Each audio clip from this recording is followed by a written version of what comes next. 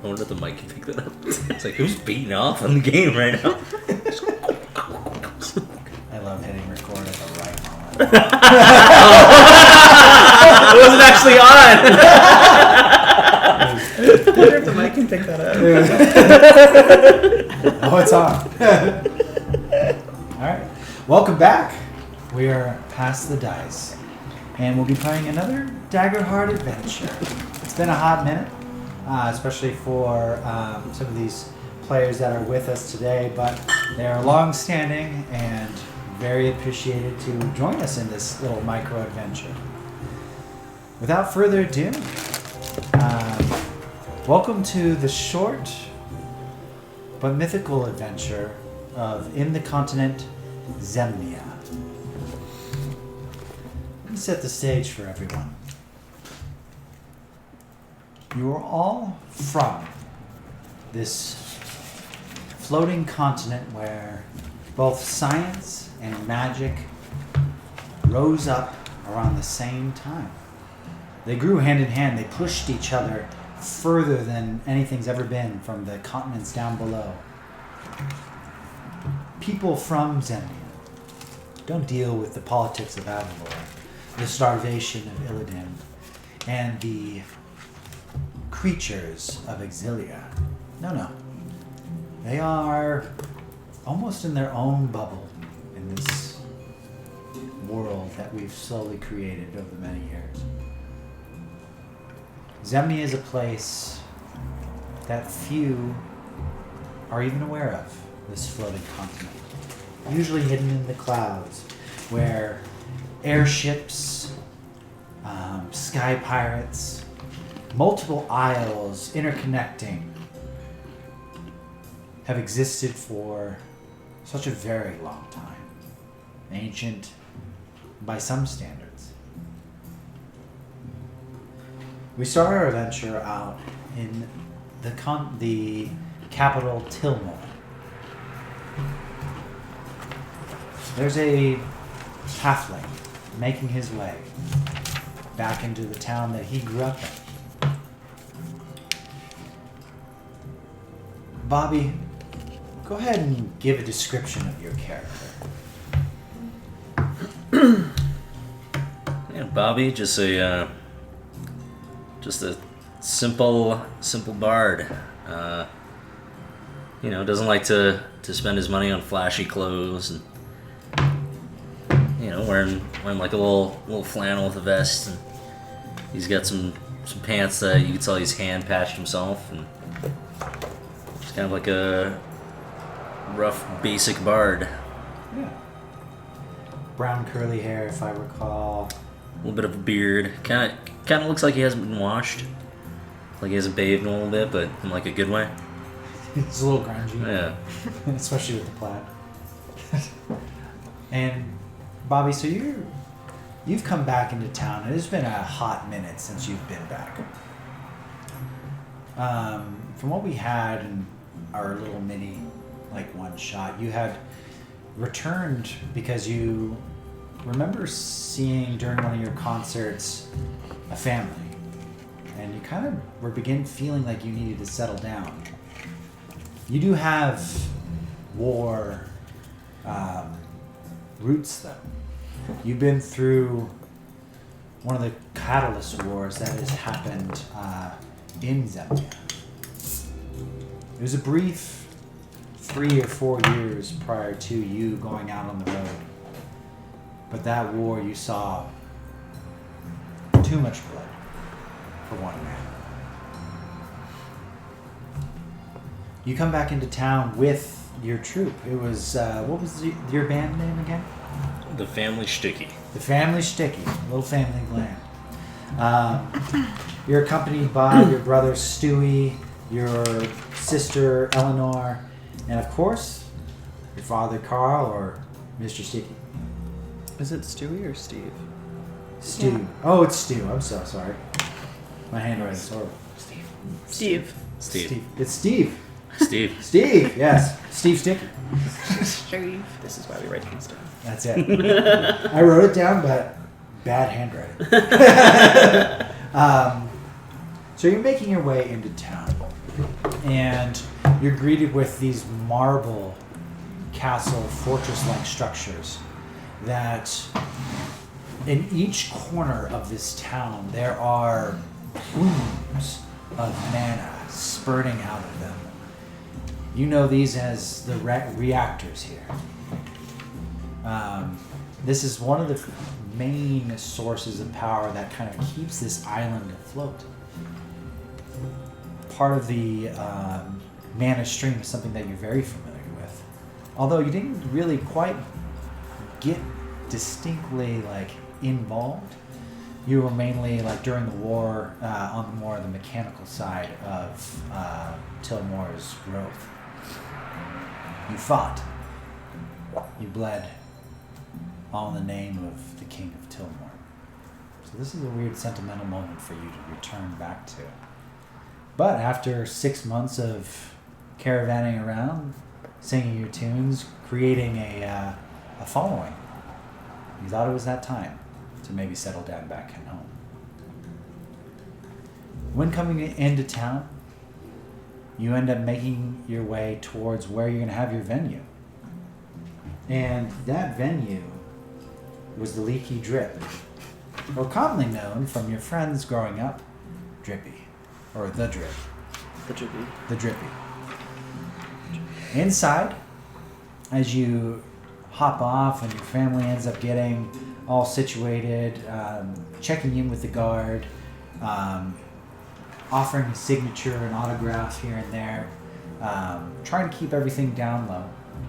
You make your way inside, and there you're surprised to see both Meredith and Athena back at the local spot. Athena, a childhood friend, and Meredith, whom you've been able to do dealings with back in your war days. Athena, could you give a description of your character? Yes.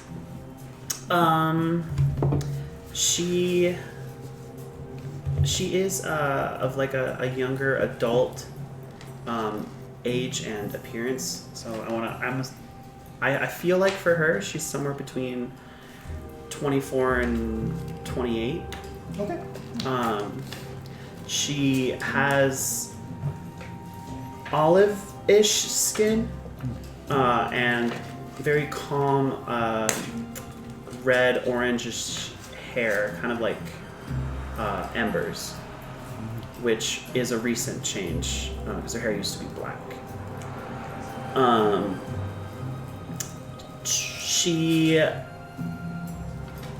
She likes finer clothing with more upscale material. But if she can't find anything that she likes while out shopping, she tends to just make it herself. So lots of leathers, fine silks, things like that. And along with the change to her hair color, after what happened to her, she's also had a change of personality, so it reflects in how she interacts with other people and her friends, as well as her style of dress. So now it's more colors, it's more fun with accessories, things like that, which since I've known Bobby for a while, he has also noticed. I don't wear a lot of blacks and grays anymore. There's more color, there's more jewelry, things like that. I also have these really nice, to someone that doesn't know me, they appear like very large tattoos that cover my back and my chest, but those are actually my wings. Very beautiful. And Bobby, you notice kind of this change when you walk in, and you almost didn't recognize Athena at first, but do that face that you've been acquainted with for many years is quite a change that you've noticed immediately. But right next to her, both seem to be sipping wine, a bubbly Cabernet from what you can tell. Meredith, could you give a description of your character? Yes. So Meredith is this playful looking, I would say younger, kind of probably similar to you.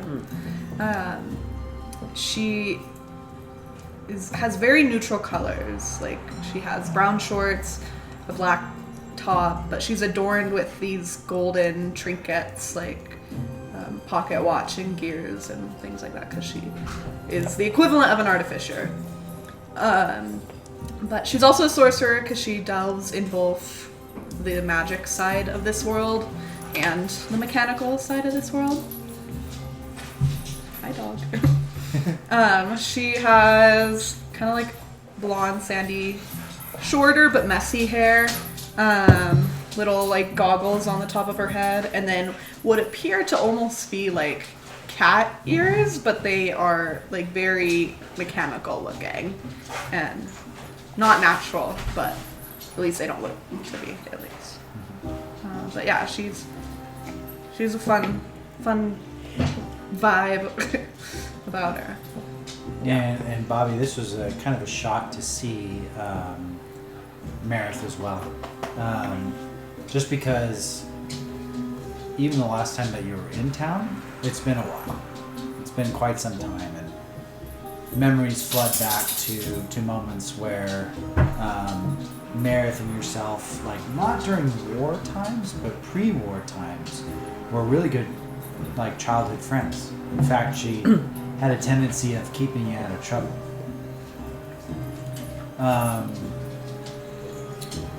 You end up getting situated,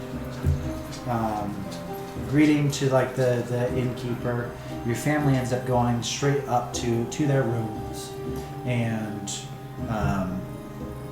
you end up having a moment with both Athena and Meredith. It's been how long since you last seen them?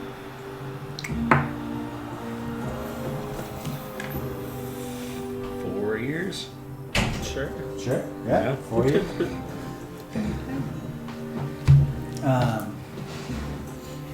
And that being said, around the corner, you do notice something that you haven't really been acquainted with. You see a small Ribbet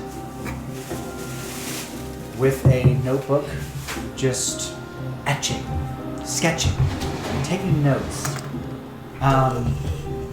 Andrew, could you describe Wart? Yes, he is essentially a 3-foot tall little frogman with a big personality. And Big personality. kind of just like sees something and just does it. Interesting. So, I'm going to start off with Bobby. Who would you like to talk to first? Could I walk up to Athena and Meredith? Absolutely. Yeah. Oh, Athena, how you doing, sunshine? Meredith, you looking a little stronger there. You still building stuff? You've been gone for Yeah. what? 4 or 5 years? Four And years. that's how you... Really? You've not changed a bit. No, just playing the tunes out there in the world. How's that been going for you? Yeah, pretty good. My name's traveling around. Oh boy. He plays Probably- he plays a few concerts here and there and he thinks he's somebody now. Probably heard I'm playing here tonight at the Drippy. Oh great. Yeah, what fun stuff you two been up to? Well, Meredith and I actually just got finished correcting some mana pipes in the Underducts. There you go. So lots of vandalism since you've been away. You two didn't get stuck doing government work, did you? We don't need to talk about that. Yeah. It was, Money is money. It was a job and it paid. There you go. Any of you two notice this frog feller looking at us? I don't know. He just kind of. I don't think he's blinked. How far is he I'm from gonna us? say that. He's like right next to So us. you guys are up at the bar Just like- stool and just looking around, and you see actually Wart. Wart seems to be kind of just more or less actually investigating. There's a little job posting right above him, and he seems to be taking notes on potential jobs. And the three of you, and back in your war days or your merc days, you noticed that the Drippy was the place to hang out for the jobs that people didn't want, that paid well. It's kind of like a gathering of both. What did we decide on the two factions? It was mechas and casters. The mechas and casters, both mercenary guilds, of course, but had their very important roles to play. So both Athena and Meredith, you just got back, as you had mentioned, from going into the Underducts and noticing a few things underneath. You were contracted for directly from this actual job posting board. And speaking of, I need you both to roll your first roll of this campaign. This will be a performance roll. So Or presence, I'm so sorry. Presence. Yep. So And this will be to dictate how well this job went. you can eat them, just don't put them right next to the mic. So roll your hope and fear dice. All of us? And it just actually these two. Okay. It's okay with fear. Don't worry. Like fear does also mean that you can win. Don't worry. What's this? Yeah, you add the modifier too, right? You add your modifier. Wait, what's the modifier? It's up here. yeah. Presence. Presence. +1. Is the player sheet on there too? The actual player sheet. I think that's your Damn. player sheet. Flip it over. Oh shit. I'm not gonna waste it Athena. on this. No. Yeah. All right. What? Athena, what'd you get? I got a 6 with fear. 6 with fear. I'll take that fear. Honestly, I think it kind of works though. I don't like when you say that. I'll take that fear. I'll take that fear. And Meredith, I got an 8 with fear. 8 with fear. I'll take that fear. Listen, we said we worked a job. We didn't say we did well at it. Shit, y'all get paid still? Yeah, we did. Yeah, you did. Take the money up front. I want you both. You ended up passing for the getting paid portion. Add 2 handfuls of gold. Now, during inside, you were able to patch up what you were able to patch up, but in the Underducts, the Underducts, there was quite a bit of patchwork needing done. More than 2, one magician or caster and one mecha. I'm gonna write that down. Caster and mecha. Were able to go ahead and patch together. There was just too much, but something did catch your eye. Particularly, it was the runes. correct. And the runes said what, if we recall? Shit. It's based on your trauma. I would say.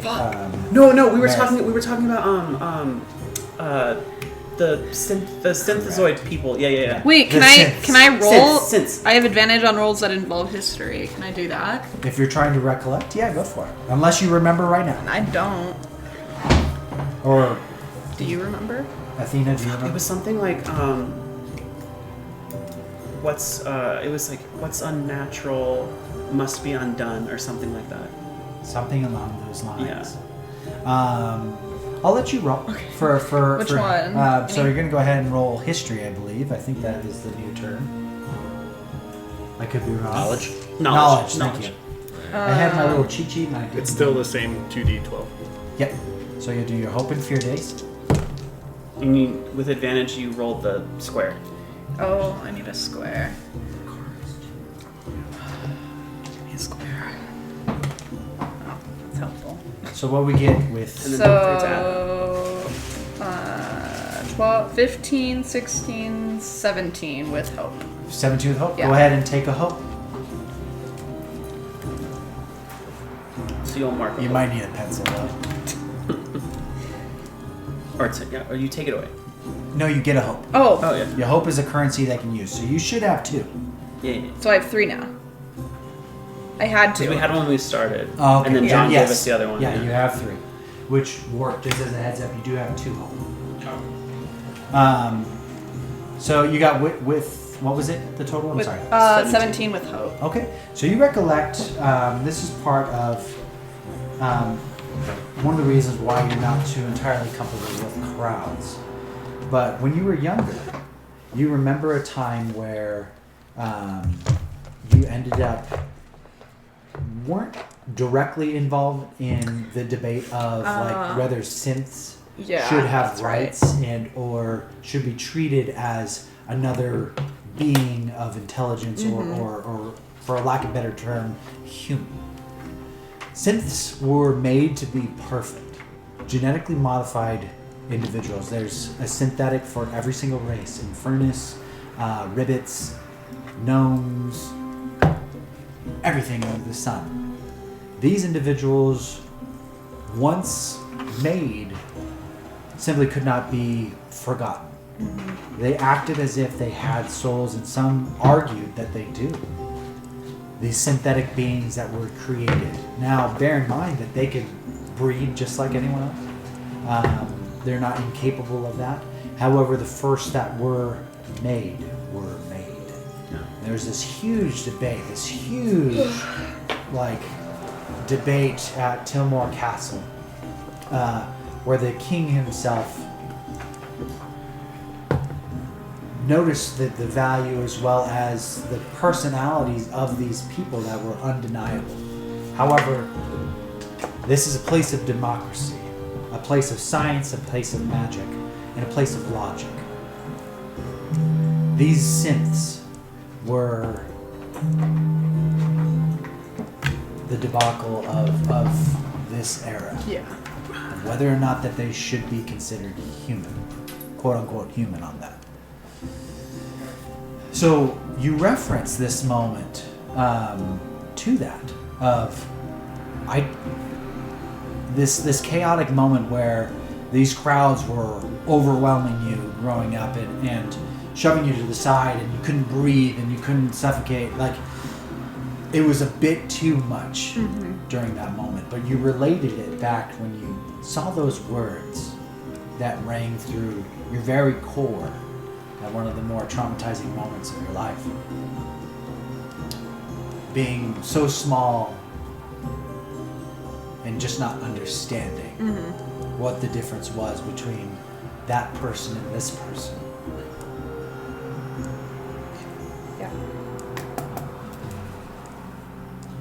You see, as you are all kind of gathering and getting talked, catching up and things of that nature, you see Athena you recognize immediately, and you do notice that Wart raises not an eyebrow, but one of his eyes get quite larger than the other as a gentleman that floats towards you with exquisitely fine clothing,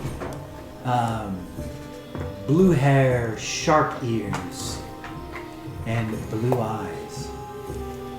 Athena, you know this individual, and Wart, you know this individual as the leader of the Magus side? Sorry, Casters. the Casters side. Casters. I don't know why my brain keeps Magus, but Caster side of that faction that Tillmore is very well acquainted with. He does not walk towards you. He floats. You see him in long robes that almost show as if he has no feet because it goes all the way down to the bottom. But as he gestures, you can see the very fine clothing underneath. You know this individual once again as Aqua. he immediately actually addresses this ribbet that's across from you.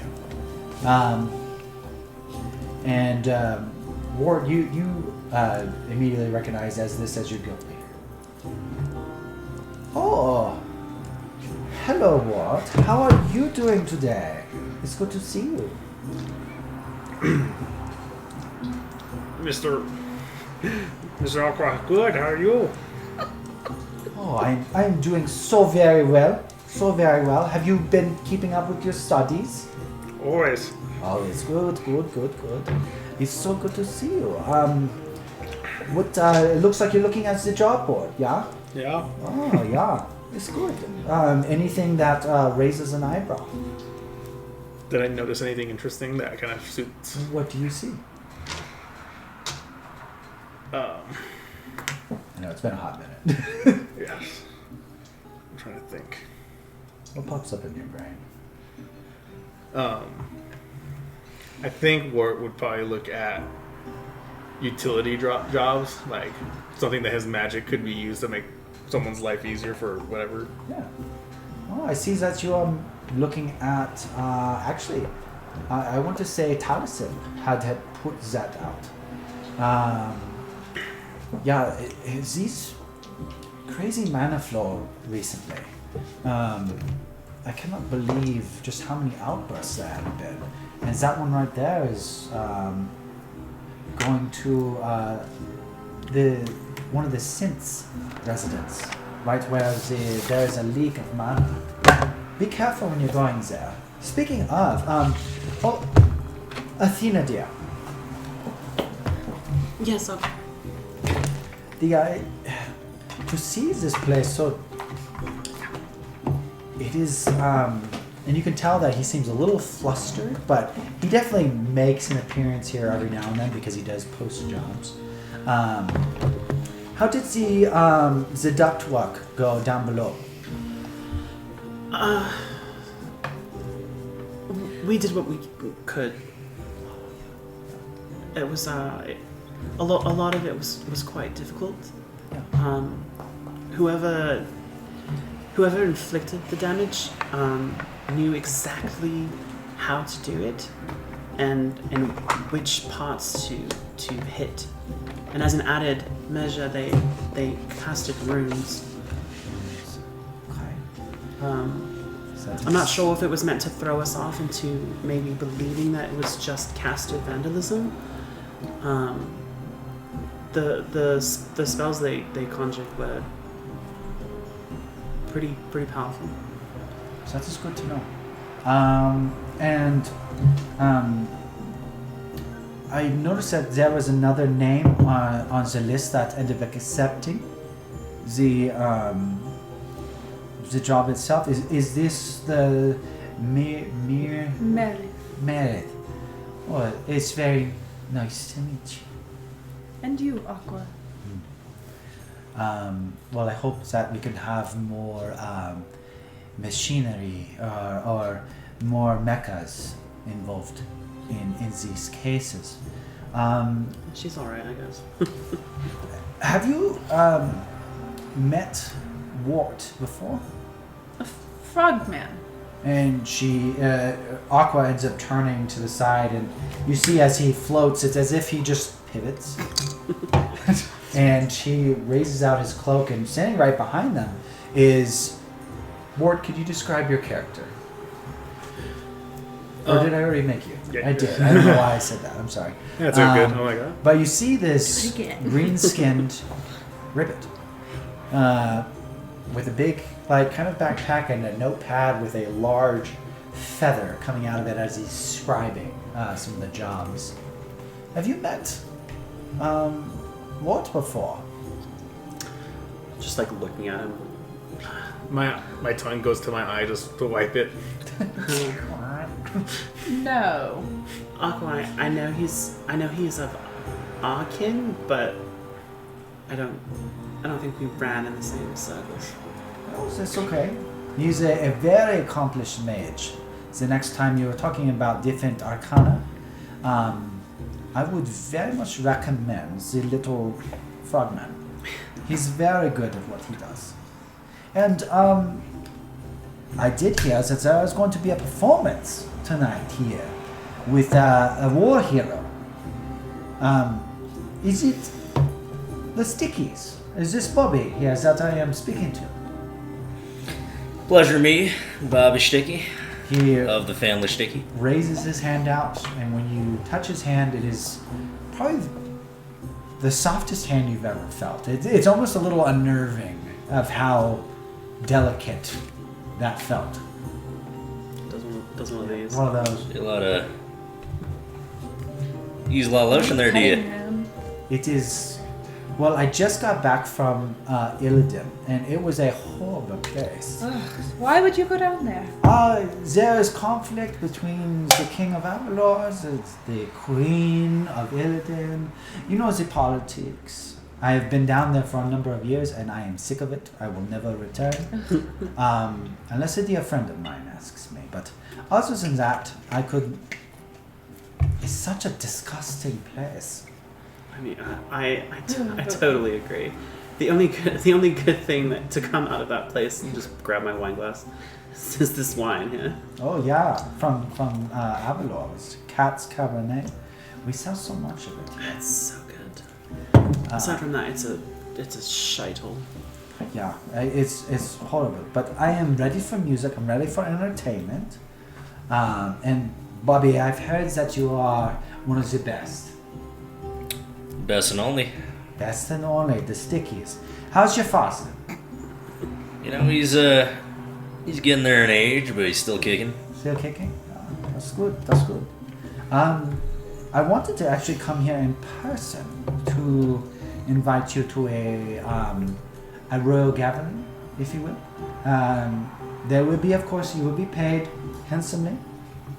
But I remember the music that Carl, your father, ended up performing a long time ago. I would love to have your band there. And I know that the king would love it even better. They got catering at this place? There's always catering, and there's always wine. Well, Always thinking about Food. besides my band here, you think you'd hook me up with a couple friends passes to this place? Yeah, absolutely. Athena, Meredith, you ain't got going on? You want to go party at the king's place? It won't be until tomorrow, but please, whoever you wish to bring with you. I will be here for the performance tonight. There you go. an opportunity to see the king. We should probably take. I've never been inside the castle. Good. I would love to see you tonight. It is at what time is your band playing? Yeah, they got us a couple hours here to rest. I think maybe in an hour or two. Okay. I will be there very shortly. Then. That being said, I look forward to it. I would love to see the rest of you as well. We'll be here. That's a Drippy, of course. He adjusts himself and Floats out. Oh, good. That being said, Best creation. Interesting. and how the dynamic of this, as we kind of miniature played a little bit of this prior to, I'm going to now describe some of the moments that we had just recently. So, you all know that you're aware that this concert of Sticky is going to be happening tonight. Each of you return to your residence. And Wart, kind of a little curious. You're not too much of a social bug, but you were introduced from essentially your teacher to these individuals. So knowing that they're going to be here at this bar tonight, you're like, you know what? I'll partake. Yeah. This isn't particularly my bag, but I'll see what this is about. So, an hour goes by. It's a little bit before the grand event.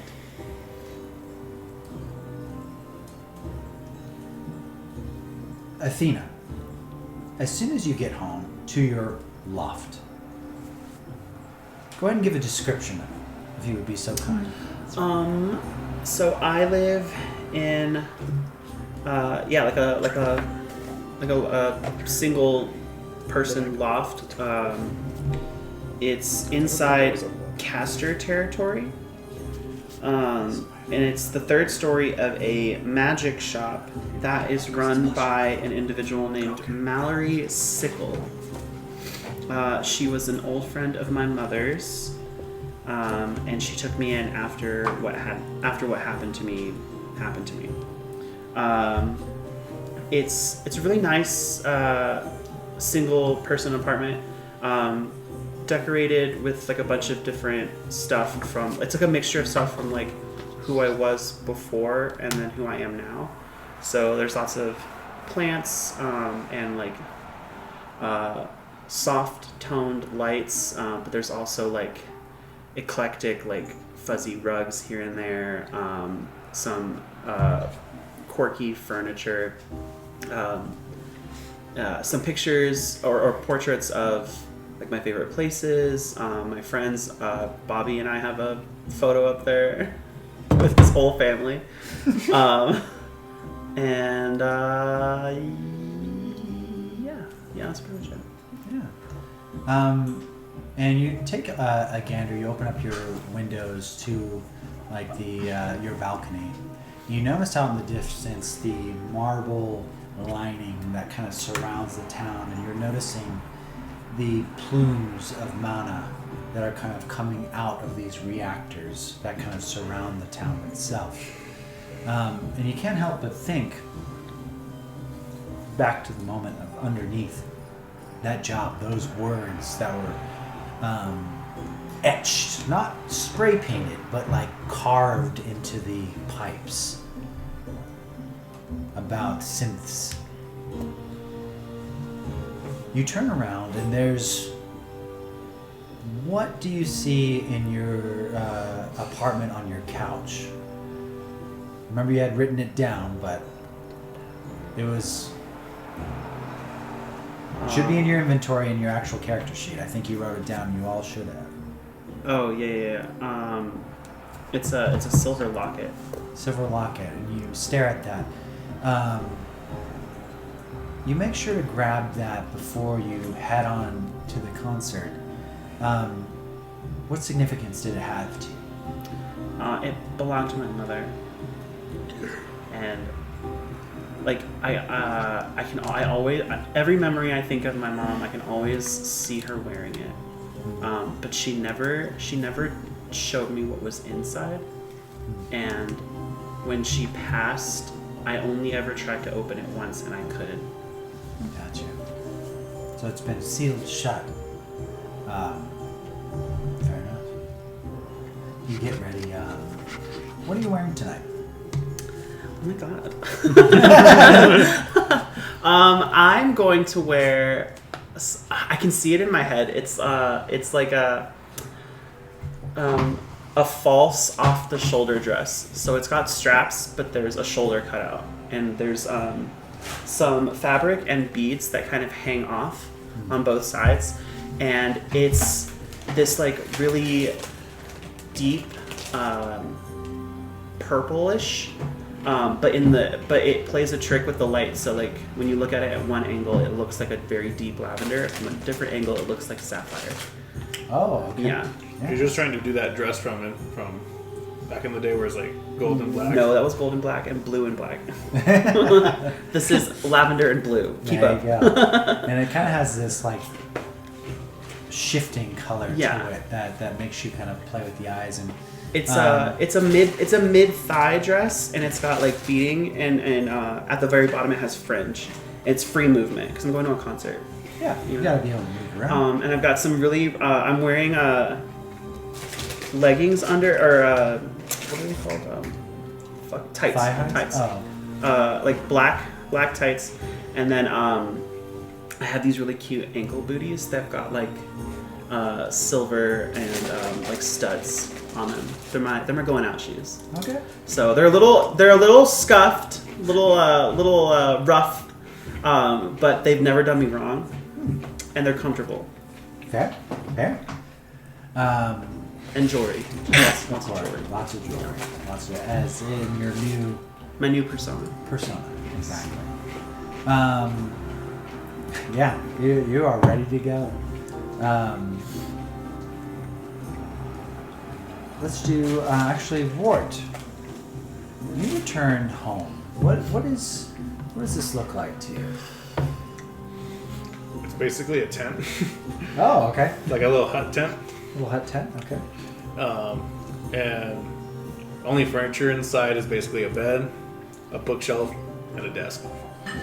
You lived a very simple life, one with very minimalistic needs, and It's by the swamp. there's Okay, Shrek. swamp. Swamp. And this particular area, a lot of people call it the swamp, right? And the reason for it is that it's just a very unkept area. It's typically associated with in the slums. Wart kind of lives a very minimalistic life, but amongst him there is a area where the synths, for the most part, live. They don't live in the most luxurious place. In fact, a lot of them are considered outcasts, even though they are designed to be perfect. They don't want to go, and you know this just from interacting with your neighbors, they really don't want to go above and beyond when it comes to architecture, anything going above their means, or there's already this perception of these individuals trying to be perfect, even though they were just made to be that way. So you do own like a little hut that is kind of right next to these the lower district, some may call it, but some call it the swamp. Oftentimes there's overgrown grass, puddles of water that just haven't really quite soaken into the ground, and also mana pools where there have been leaks of unkept and unkept like pipes and things of that nature. Also, the reactor, the mana reactor that's nearest, is not the most well kept either. So there are often leaks. This area is forgotten, for the most part. As you're gathering your things, what's one thing that you bring with you? A little pocket watch. Little pocket watch. Yes. Go ahead and describe the pocket watch. It's really old and dingy, but barely works. I use my magic to keep it running. Running. Fair enough. Traditional Wart way. You hop on outside as you shift, and you leave your backpack and stuff home. You're going to a concert. You're feeling a little anxious. This is the first time like a social gathering. You've always done solo jobs. You've always worked alone, but you kept to your studies. It's almost like married to the job, so to speak.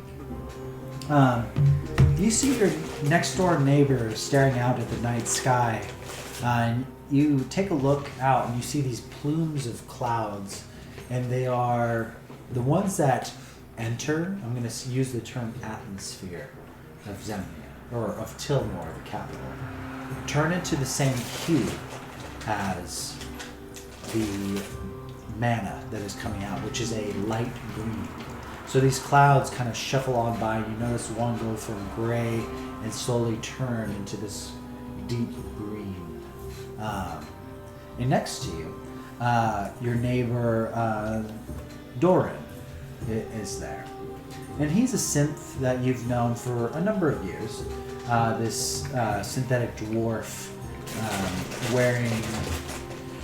And to kind of describe the attire of this place, it's very much as if a futuristic, but at the same time 40s attire. There are people wearing trench coats.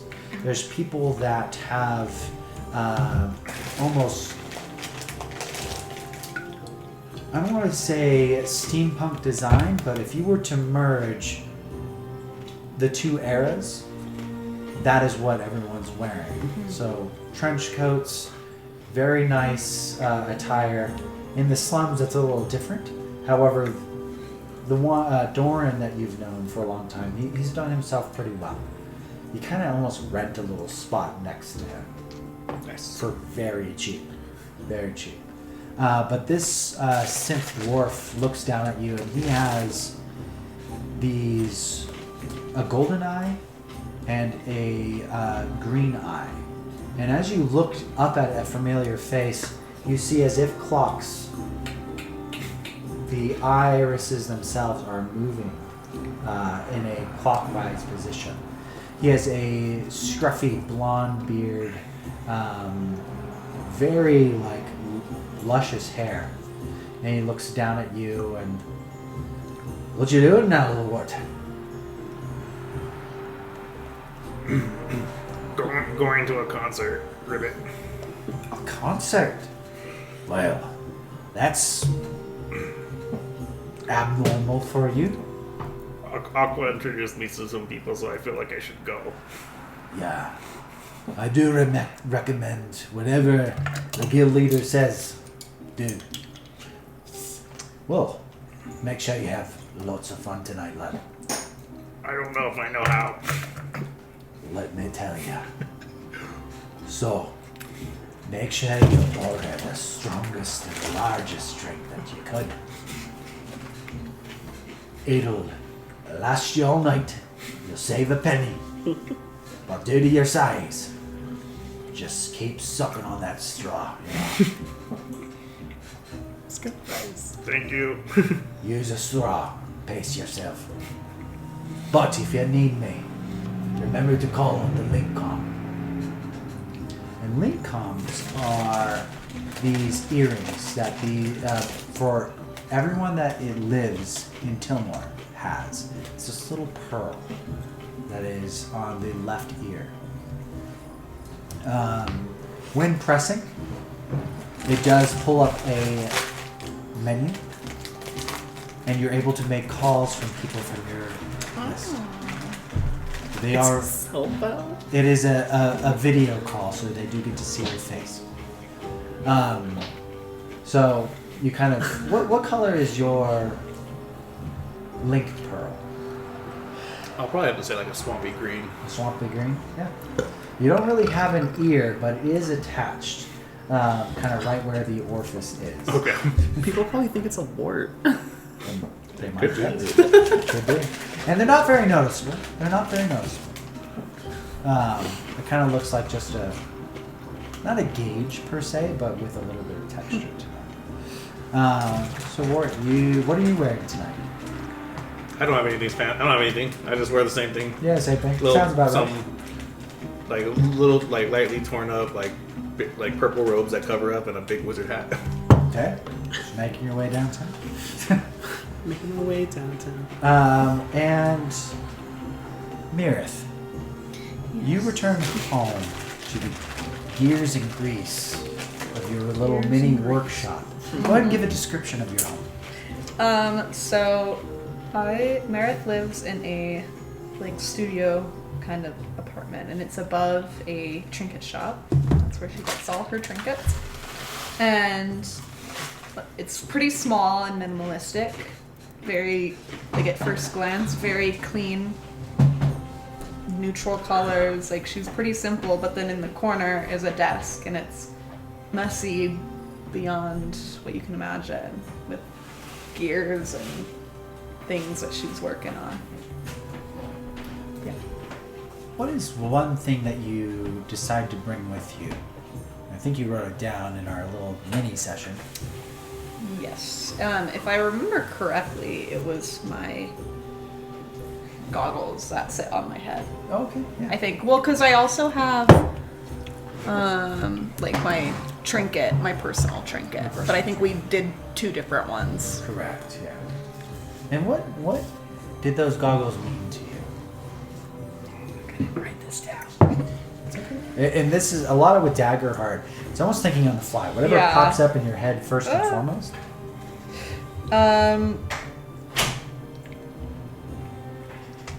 They keep her I feel like staying true to herself, because she's more of not traditionally, I guess, how other people are. She's kind of, I don't know if wild is the correct term, but she often lives beyond the bounds of like tradition, I guess. So her goggles are just kind of like a reminder that like she can have her little messy corner of trinkets, and out in the world she doesn't have to like abide by the guidelines of other people, I guess. Sure, absolutely. And what are you wearing tonight for this event? This is kind of a moment because, like we had mentioned a little before, like big crowds are a little bit of a thing for you. Yeah. So this is an act of courage for you going out.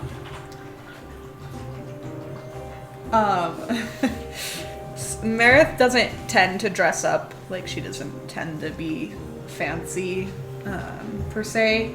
I would say she's kind of wearing like pretty simple basic blacks, maybe like longer pants, shirt, but then she also has like a beige or like a grayish trench coat, because you said a lot of people kind of wear that Yeah, here. it's very much like if like the 40s. Yeah. Mixed so she in a like little kind bit of of, wears, like- it's like more feminine, but yeah. Yeah. Like very basic. Absolutely. Last but not least, Bobby. Bobby, you head up, and you had already ordered yourself a drink to be sent up to your room, and of course, your father with his whiskey. You pass by Steve and where did my notes go? Your sister, Lauren. E something. E. Eleanor. Eleanor. There we go. I don't know why that went away. And Eleanor pops her head out as you make past. So,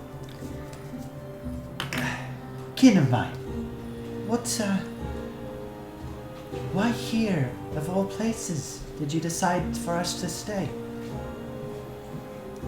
Oh, well. You probably don't remember this where it started. This is,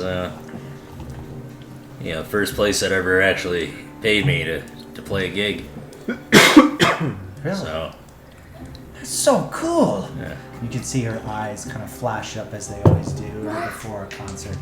And whenever she gets to learn a little bit about you, because she was born the last of your family. In fact, your mother had passed away giving birth to her.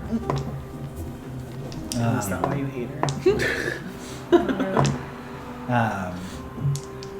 But that being said, always seeing her light up, this young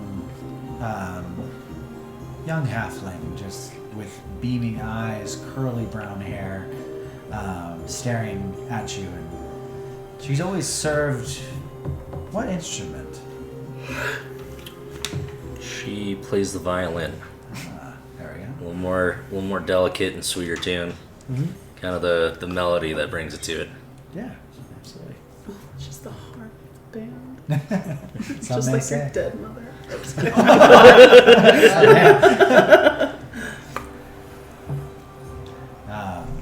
And you kind of give her a little pat on the head, and you can see she runs over to Steve, and Steve's a little bit older. He's not too far off from your age, but you can see that he's tuning what instrument? He does a mix of a kind of a drum he made out of an old jug and a harmonica. Oh, okay. Yeah, absolutely. You can see him just going, like kind of making sure that his harmonica's good to go, and making sure that the leathers on over this drum are nice and tight, and you can hear the little subtle like patting of his hands. And he looks up at you and acknowledges you as you turn around the corner, and you hear the next door over, more. You peer your head over and you see your dad. You ready just like any other day? Always ready. Good to hear, son. Yeah, It's a little difficult for me being back here, back in town. It's definitely stirs up some memories. Yeah, I can't. But I have like more than 3 bets. It's hard. But I understand how much of a... You can see his kind of grayish eyes, bald, long beard. Similar attires to you. Looking over at you. I understand that this means a lot to you. It means a lot to come home. It means a lot to maybe start fresh. These are, Dad. These are genuine folks. Not like those rich people that come to our other concerts. They're all hardworking, down on their luck, just trying to survive people, and sometimes they just need a little peace and happiness. Remind them that they're still people. I understand, but I just don't want you. Remember, the rich pay well. They pay good. Their money's just as good as anyone else's. However,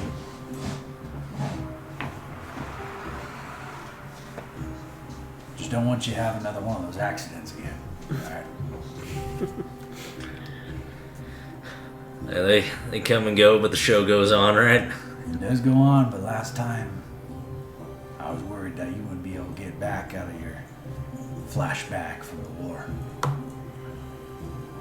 I need you to be on your game tonight. I heard that we might end up going to see the king tomorrow.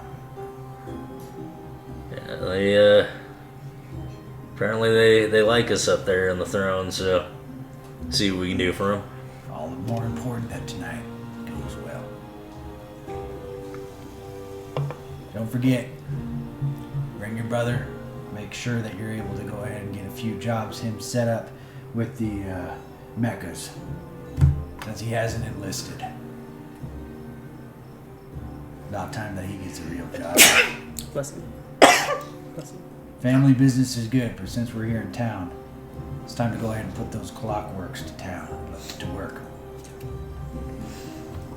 Everybody's gotta pay their taxes one way or another, I guess. Yeah, unless we avoid them like we have been. He gives you a firm look, a look of concern in those gray eyes as he's looking at you. But he holds up his whiskey glass and downs it. You give a nod to him, and you head to your room. Oddly enough, there appears to be one of your old war vets. War veteran friends. You see this Infernus, purple-skinned, black hair, silverish gray eyes, already kicked back in a chair with part of your drink half drunk from him. Oh, fucking babe. Isn't it, Bobby? And you know this individual as Wolf. You have heard rumblings of him taking a higher stature, but you know him as the sky pirate Wolf that served in a brother in arms with you during the great that conflict, the war. See, the world hasn't gotten you yet there, Wolf. Hasn't yet. However, I'm sure that the king will end up making it at some point in time. Causing trouble for him still, or what? Ever since that they enlisted me, that they have bushing me left and right. I can't imagine any more work that's being put up to me.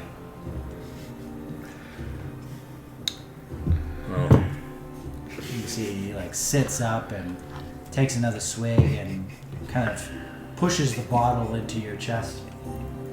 So, no letter, no call.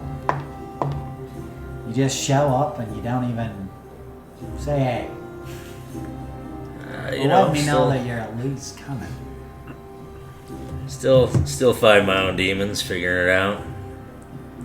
Kinda, you're still a friend of mine, but trying to move on, live life. Yeah. All the more power to you. However, I'm stuck doing the king's work, left and right. Now I'm the bloody leader of our old brigade. Part of the Mecha group. Couldn't imagine me, a sky pirate, doing something like this. After only being here for 6 months. So you're settling down. You're back in town. Don't know why that rhymed. I just wanted to be like, Must be all this musical influence with me being around you.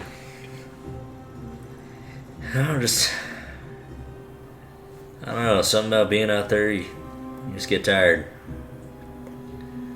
That's why I'm home. He kind of begins wandering around the room and examining it. And you can see, even though he's a person of stature now, he's still wearing the same leathers, the same poofy undershirt, the tattered waistband. Very much the essence of a sky pirate. Now you remember back to a time where the two of you were on an airship.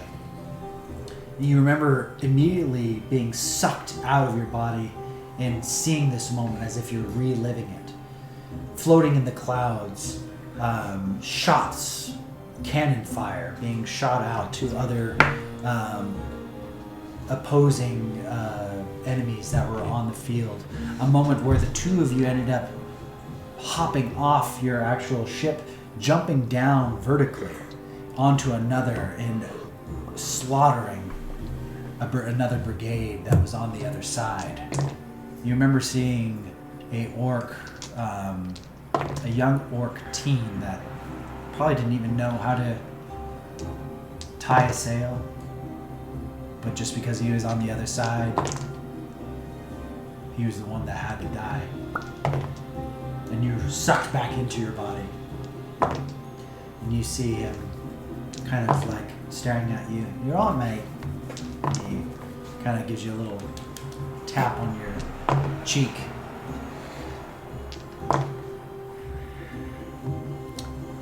You ever think if things were different? You know, all those people we went to war with, not one of them thought that they were the bad guys. You know, we're thinking we're the good guys fighting them, they're thinking they're the good guys fighting us. Just, different shoes you put on, right? He looks down, takes the drink that you're not drinking and takes a big swig, gives it back. Every single fucking day. You have a concert tonight. I heard. What was that? You have a concert tonight, I heard. Yeah, you know, felt it was right to play one for the home, right? At the Drippy. God. Do you remember how many nights we incapacitated ourselves here? Too many to count. Especially after the war. Well, we look forward to seeing you play. It's been 4, 5 years. Coming abouts to you. Right. Well, I'll be downstairs. And he kind of pats you on the shoulder. Gives you back the bottle if you hadn't already. They, It's good as you say. Be here for a while. Yeah, I think I'll stick around for a bit. Right. Well, if you're feeling up to it after this whole concept business, we should go get some drinks. Maybe we might be able to see Tommy or Tone. Or even, God, if he's back from one of his trips, Marcus. Be good to get the guys up and raise some hell again. I love that. Well, don't go soft on me too soon. Since you're back in town, gotta see where the old Bobby is. Huh? And he gives you a pat. See you downstairs, mate. Oh, we'll rock the roof off. Good. He heads downstairs. You close the door and the room seems a moment of silence. You have that bottle in your hand. What does it make you feel holding that? So, Bobby ends up capping the bottle. He hasn't told any of his friends yet, but he actually quit drinking a while ago. Just kind of felt like for an easy escape for him. Instead of facing everything he's dealt with, he just kind of drank away the nights with his buddies and just kind of tried to fast forward through life. So, sitting in this room, kind of going through the memories, remembering his mother and his ex-wife. He's just kind of glad he's made it through. He's still here. And then, just kind of gets ready for the show tonight. Next to your loot, there's something that you always bring with you, typically right before a show. What is it that you have there? Yes, it's an unopened bottle of whiskey, and then a letter that I haven't opened. Okay. You end up tucking those things in your overalls, and the bottle. You have this little bag that you kind of keep with you. Slap it in there. And that brings us to the night of the concert. As you, I'm going to say, kind of describe this for you. Athena, as you're walking through the cobblestone streets, the sound of your favorite shoes begins to kind of echo throughout. And you notice that there is a gathering kind of coming up to this place. It seems like the sticky band has gained popularity since. Even though you've been taking job after job after job, you never stop to listen to your reco. So you decided to pull it out. My what? Your reco. What's that? You pull out your reco, and what it is just this, for lack of a better term, is this very thin device with a rotating wheel on the side. And from your link pearl, you begin hearing some of Bobby's songs that you kind of just quickly downloaded. Oh, I just put on Spotify. Got it. Yeah. And you begin hearing What the fuck? Bobby's, one of his number one hits. You notice that it's there on the selection. Bobby, what's your number one hit? Number one Careful hit with. would be I Forgot to Forget. Forgot to Forget. Oh, I was gonna play something else. You hear the beginning sound of a violin kind of echo throughout your ear. And even though it's only on one ear, you hear it. You hear the violin going from left to right, and the slow drums. And then once again, you hear this subtle sound of humming at first from Bobby. The song itself begins saying the chorus of "I like to forget those that have forgotten me." The song itself, you know from knowing Bobby, but this is a song you've never heard before. It talks of people forgetting him while he's away. His ex-wife not being there for him, as if he didn't exist anymore. I like to forget those who forgot me. Echo. Over and over. Meredith, Yes. you end up gathering, putting on your goggles with a little bit of elastic. You step on down and you see the shopkeeper of the tinkering shop, Tinker's Oh My. You end up seeing this human male, red hair, blue eyes, kind of flip the sign to open to close. He takes off his leatherworking apron, and he just kind of gives you a brief wave. You know that he has a crush on you. You've known it for a very long time. It's partially why the rent is as cheap as it is to being upstairs. But he kind of nervously waves, and you just kind of give a quick wave as you tamper off down the cobblestone streets. And you notice immediately what's called a chain. Chain. It happens every now and then when a reactor ends up needing to supplement from another reactor. So okay. you see this stream as if an aurora, this green energy that going from one just kind of bursts across behind you, lighting up the sky with this green energy. When that happens, these, as if from the ground itself, little sprites, little energy of green kind of raises from the cobblestone and then disperses down.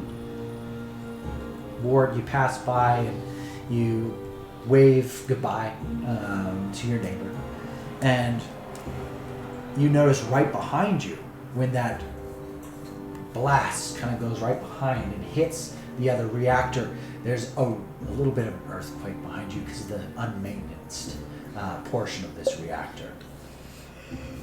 In fact, you notice in certain areas of the broken cobblestone, the mana kind of coming up to the surface as if like little blips of green and energy flow out.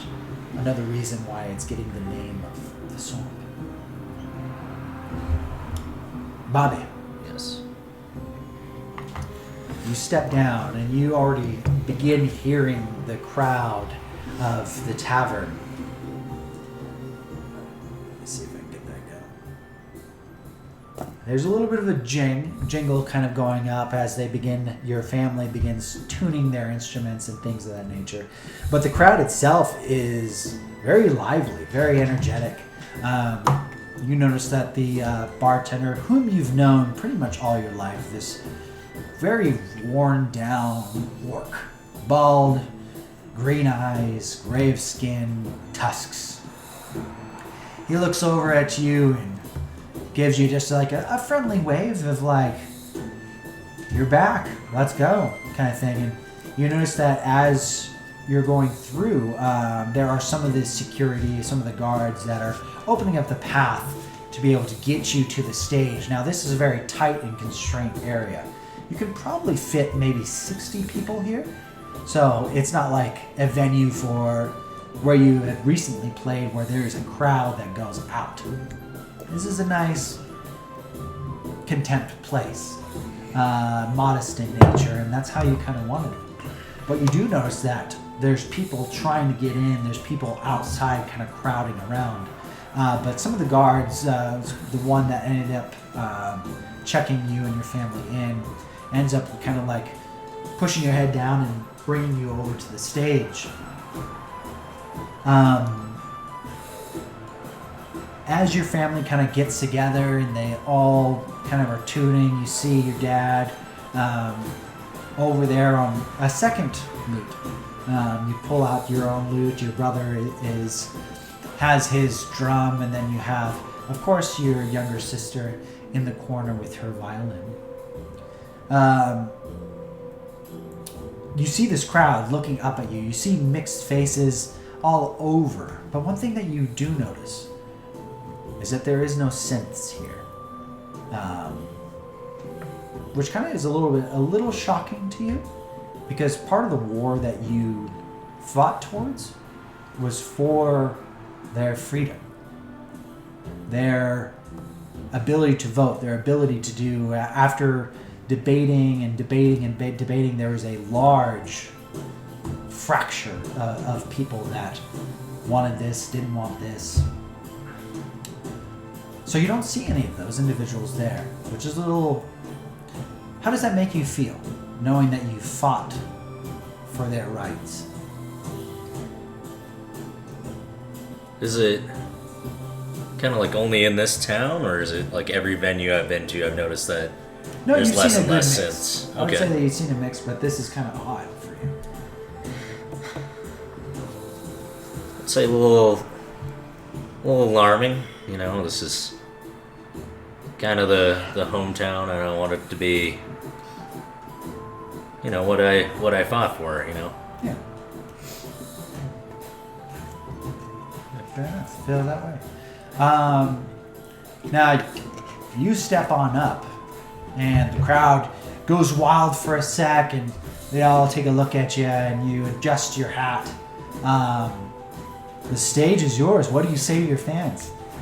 You see down in the crowd immediately Athena. You see Meredith kind of tucked away in a corner next to Athena, but definitely with her back against the wall.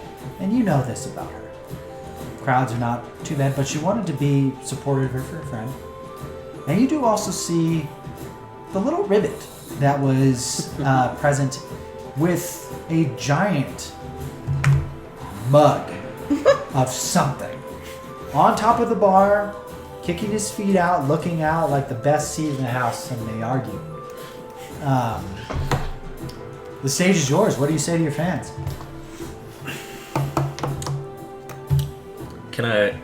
Do I notice how many people are like outside of the venue that didn't make it in? You notice there's quite a few people. I'm gonna grab the microphone here. And Yep. people of the Drippy, thank you for having me. Wow! Bartender, you think we can get some of these windows and doors up for the people outside? He gives a nod and he says, "You got it." Thank you, thank you. He snaps his fingers, and with that thaumaturgy, all the doors open, and you're now getting a nice breeze considering how stuffy it felt a second ago. It almost spooks Meredith as the door kind of pops right open behind her. This corner that she's tucked in, is it a table? It's not a table. No, all tables are gone. I'm like against the wall. Even in Fantasyland, I don't want to be standing. Where's the table? Hey, I'm sitting on the bar. There are seats at the bar. There's stools. She could make it way too. Yeah, I was like, I'll go over there. Go ahead, Bobby. Love you. People of the Drippy, it's good to be back. Cheering, excitement, clapping, and you hear now all of a sudden people are kind of gathering up towards like behind where Meredith and Athena are, just like get a glance on the inside. We're up here on stage for old friends and possibly new ones. Point to Wart there. You see Wart with a little like big straw. I'm gonna start her off for a song for two beautiful women that have always been friends of mine. How close are we? I'm gonna say you guys went a little early, so you're fairly close, but I would say middle of the crowd in the corner. Rolling my eyes. I'm gonna point to you out there. You got Everyone, you see heads kind of turn. a little sunshine right there, Athena. And this brick house right there, Meredith. What the fuck? People of the Drippy, you know what time it is. Wow, it's Getting sticky. it's dagger. We're starting. What is the first song that you sing? You picked a bard, my friend. Burning down the brick road. Burning down the brick road. You hear I was the like, two lutes. I was like, it can't be that sad song that I was listening to on the way No, over. no, no. You're We're hitting bumping hard. Yeah, the two, both senior sticky and junior sticky, whipping out their lutes, and it's almost like a deep tone. And this song of yours, it's what are the essence of burning it down? It's a kind of like a fast-paced song about living hard and living fast. Living hard. Fast. Excellent. Rip it and stick it. I need you to go ahead and roll your first roll. A presence check with your hope and fear dice. All right, 9, 10, 11 with hope. 11 with hope. Take that hope. The crowd itself, at first you're getting into it. You're vibing with the crowd, and they seem to be like, some of them are beginning to bob their head like, yeah, this is different. This is different. This is not like traditional sticky. The song is fast. It's paced. It's exactly what you want it to be, and everyone seems very ecstatic about it. I need Wart, Athena, and Meredith to roll a. Is it knowledge or Knowledge. what's the other one? Knowledge, presence, instinct, finesse, strength, and An agility. instinct roll for me. So the three of you, An instinct. an instinct roll. Don't forget to add your modifier.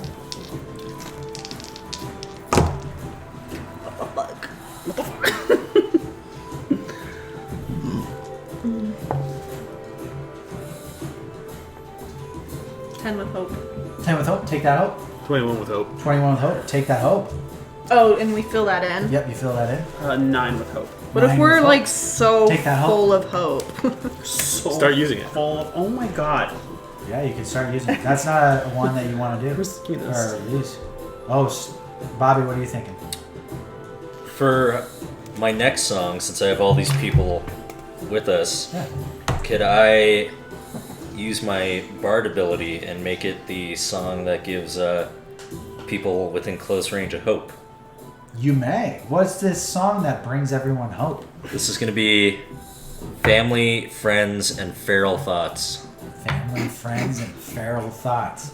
How does it like vibe? What's the vibe of this? It's remembering that no matter how bad it gets or how bad you're feeling, you always have your family and friends. You each take a hope added to your list. All this hope in here. Well, soon be able to. It's definitely you'll get a lot of it. You'll get a lot of it. Load her up. I'm Load her so up. hopeful.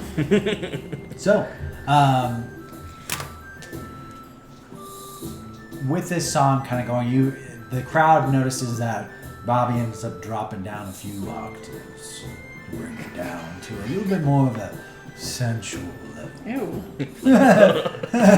But then it ricochets up very much in terms of the previous song.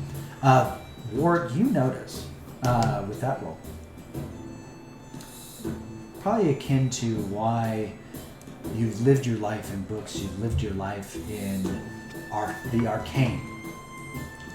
You notice a smell of distinct paper, which is odd to you in this crowded room. But the crowd begins to read up. Go ahead and do a performance or a presence roll for me. 20 with fear. 20 with fear. The crowd goes fucking nuts for this song. You can tell that there's just this energy that the crowd is just just sucking up. You see these people beginning to kind of jump up and down, and what little space there was, everyone kind of begins getting crammed in, and a few 10, 15 more bodies end up getting into this overstuffed room already.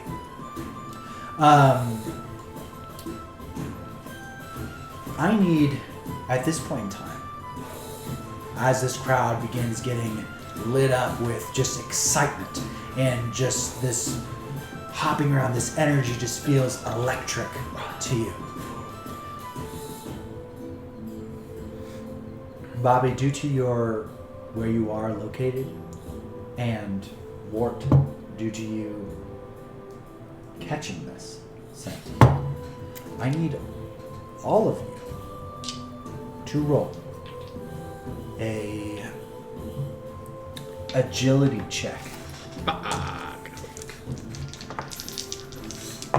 And I would say Bobby and Wart, you need to roll with advantage, so roll with your D20. Wait, what? Or your D... This one, yeah. Yeah, D6. Oh, okay. I don't know why I said D20. Have it. Alright, that might help. Alright, Bobby, what'd you get? 17 with hope. 17 with hope.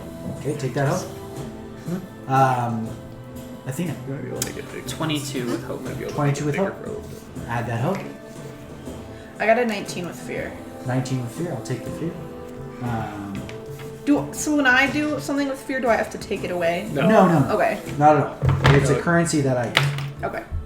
And then, of course, Wart. 10 with fear. 10 with fear. Okay. I'll take the fear.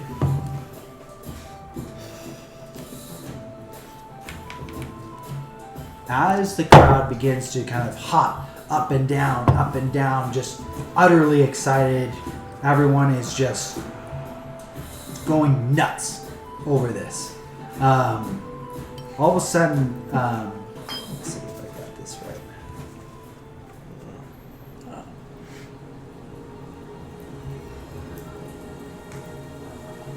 You notice immediately, I would say that you too notice.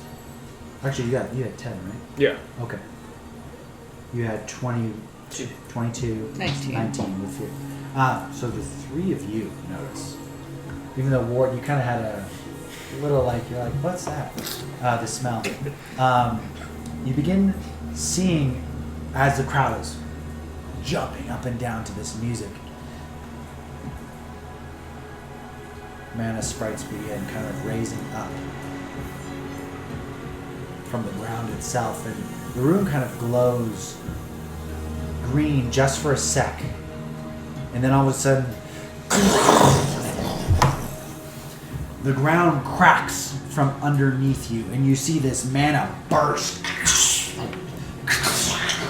kind of bumping down. You see people beginning to fall down into the Underducts. Screams begin happening. So people are falling. People are falling down. Can I cast my elemental thing and create air to? You may go ahead and use a hope, I think. Yeah, just so spend a hope and describe how you control this element. All right, go ahead and give us a description of what you're doing right now. Okay, so oh man, I got my page wet.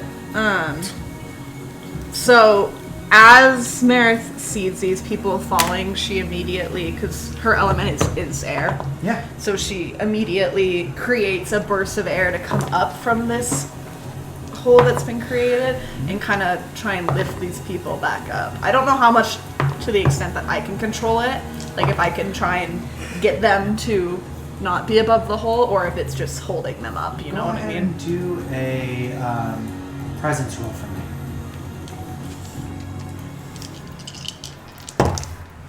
It got too lit. 15 with hope. 15, take that hope. So you managed to get a handful of these individuals kind of out as the actual floor itself begins kind of caving in on itself. And all of a sudden, just these bursts of magic kind of go up. You begin not being able to breathe at this point in time. The mana is so thick in this very condensed place. But you end up kind of throwing all these individuals off, but not before yourself, Athena, Bobby, being at the very tip of the stage itself, and Wart being a little tipsy, being at rolling a 10. Wander into the hole. You begin drinking, and when the shuffle happens, you kind of fall down into the hole. Oh my god. So the civilians, for the most part, except for a few, end up getting out, and you hear the crowd in commotion as you begin falling down into the underduct. Do I see that Underduct. that they fell? You fell with. Oh, I fell. Yeah, we all fell in there. Yeah. So obviously, I'm going to. Yep, and one of the reasons why you don't end up getting hurt and rolling as high as you did, you end up noticing your friends as they drop down 10, 15 feet, 20 feet under where these pipes. Bobby, you hit one of the actual pipes itself and roll down. Wart, you just unfortunately. Yeah. And then, of course, Meredith dropping down. Since you two were right next to each other, I would say Athena, you could if you wanted to. I think since we were right next to each other, I would just grab her. Yeah, go ahead and if you wish to carry and float down with, due to her weight, you kind of drop down, and you're noticing one of your best friend, childhood friends, dropping. I'm gonna do it. I'll mark a stress. Go ahead and mark a stress for that. Bobby and Wart, due to the fall, you take 1 damage, 1 HP. No. But the two of you managed to drift down just fine. And I'm going to do this into the eyes of Meredith. So as you get grabbed, how do you grab her? Yeah, let's give a little description of as this collapses down, you see that she quickly throws everybody with the wind and she drops down. You immediately instinctually just kind of fall down with her with your arm open. What are you doing this I'm gonna wrap it around her waist. Wrap it around her waist? Okay. And when this happens, So she's got one leg up like this. the wings that... So that she can focus on doing that a little easier. Okay, yeah, kind of... I study her. Well, because I see what she's doing. Okay, absolutely. But the wings kind of sprout out as if tattoos were ignited. And give a description of your wings. So it doesn't look like it in the artwork, but that's the prettiest that I could find that I really liked. But they're two very large dragonfly-like wings, and they flutter really fast. But when they come out, you can see that it looks like stained glass. So there's purples and greens and blues, the hue. It just depends on how the light hits it. But they look very insect-like, and once they're fully erect, they start fluttering really fast. And the green in your wings is kind of amplified by all this mana that's kind of spraying everywhere. I'm going to go ahead and spend a feeder. Due to the mana flow and not being able to breathe, I need each of you to take a stress. So add that stress. Bobby, your vision kind of flutters in and out as you are regaining consciousness. He needs a pencil. Do all of us take a stress, or Everyone just takes a those two? stress because of the breathing. You guys are balls deep in it. Yeah. Yeah. I feel like my magic gets stronger. Now, we're going to go ahead and do what's called an environmental factor. At this point in time, Bobby, as your vision kind of comes back to you, you notice over to your right, knocked out and smelling of booze. Ribbet, that's next to you. Just kind of scattered out. You quickly look around and you see just underneath, you've fallen 15, 20 feet at this point in time. You look up and you see chaos. You see your father's face kind of just briefly, and everyone's kind of being pulled out.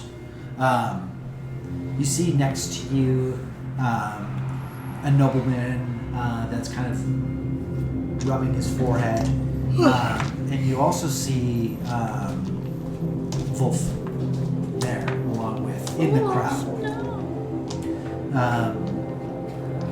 But you see these giant red metal pipes just everywhere.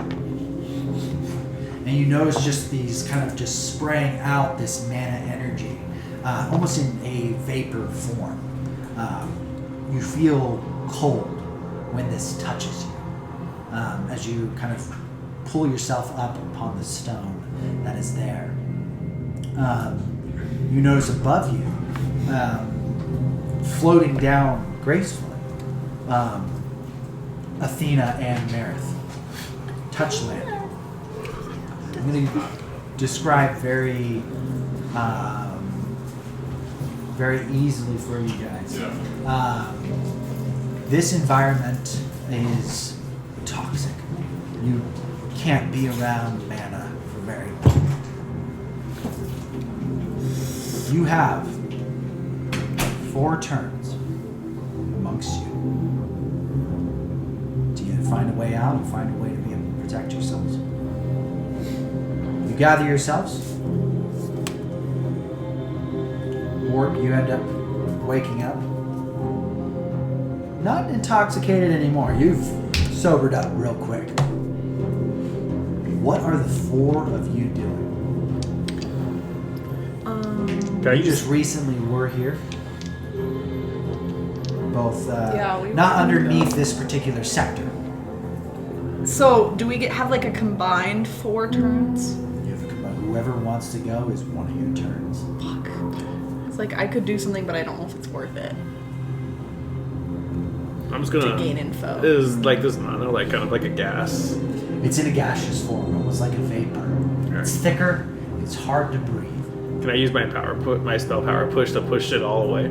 Just I can say, with your knowledge of mana and the continuous stream of something leaking, it would help temporarily. But it might help you go a certain direction, for sure. I would say that... do I see like a cave? I'll let you go ahead and roll a knowledge check. And that'll be one of your 1 actions. That is a 16 with hope. So you don't take that help. A success for one of them. So, Wart, as you regain consciousness and you look around you, you see the music player Bobby kind of dust himself off. You see the 2 ladies that you had met earlier drift on down. Your instinct is to immediately try and find an exit of some sort.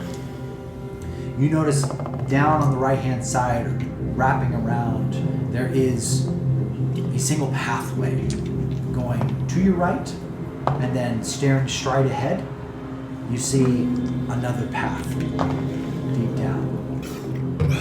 You've been able to determine with that roll and with your natural instincts, the path straight ahead, there's less mana condense.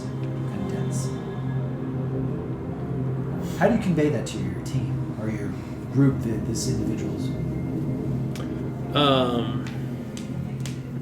I use my great staff, and also use prestidigitation, and use it as a laser pointer and point it. Does that count as a turn? Does it?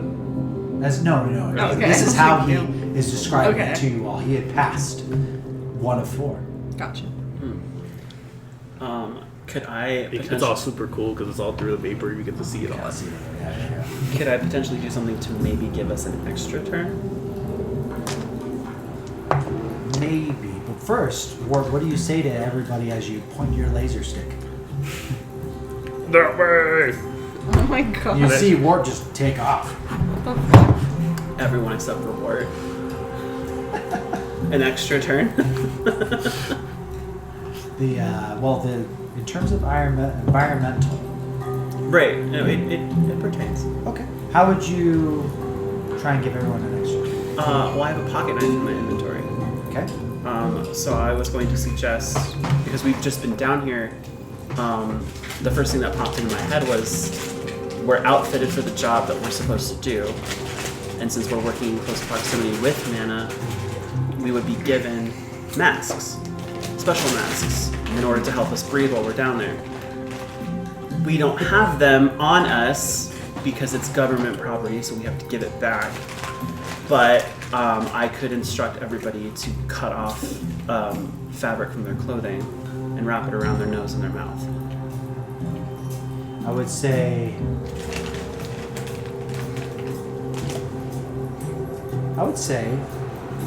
that will allow a skip in terms of getting another stress from this mana. So we just skip it. So, instead of you all getting harmed just now, if you followed Athena's wisdom, you don't take a stress. You might also get an extra one because you've got goggles for your eyes. Yeah, see. So, I'm gonna assume, did everyone follow Wart? Yeah, it's I'm good gonna say enough Wart, for me. you were there Yeah. for that conversation. I mean, you don't really come down here that often, so I guess. See, He seems pretty confident, so sure. okay. So, you end up gathering yourselves and kind of booking towards that direction. And you see, like, Wart's cape just kind of flowing in the wind, so to speak, or the mana. No, I'm hopping. You come into another room. The room itself, it's less thick here, but you still see the pipes bursting with this mana energy. The room itself is a little bit larger, so you see the mana kind of floating above you. You each have this kind of torn accessory that's around your face to try and block out some of it. And due to the height and some of the wisdom from Athena, you guys aren't hurting right now. It seems to have helped a little bit. What about Wart? I was there. I would say that Wart was there before, just to make it. You got lucky. But also, too, I was also heading in the direction where it was already less dense. That means nothing to Sean. That's right. Between the two, it might have had quite the effect. I would say, Wart, since you entered the room first, you notice as you enter the room, the mana stream that's kind of going across, lighting up the whole area, and this bursting of fog and whatnot. Around the corner, you do notice something that catches your eye as you scamper in with your little laser beam. You see something drinking the mana itself. What do you see hunched over, drinking this green substance? That's not gonna help.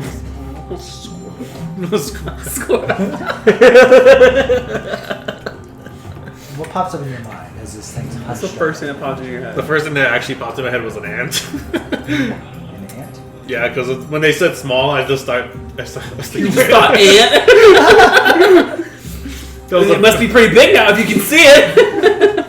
it's a giant ant. Yeah. So what guzzling you mana. do see as this insectoid is drinking this mana, you see its back begin to burst with other appendages as it's drinking down. It turns over to you and you're kind of just, its mandibles shaking back and forth.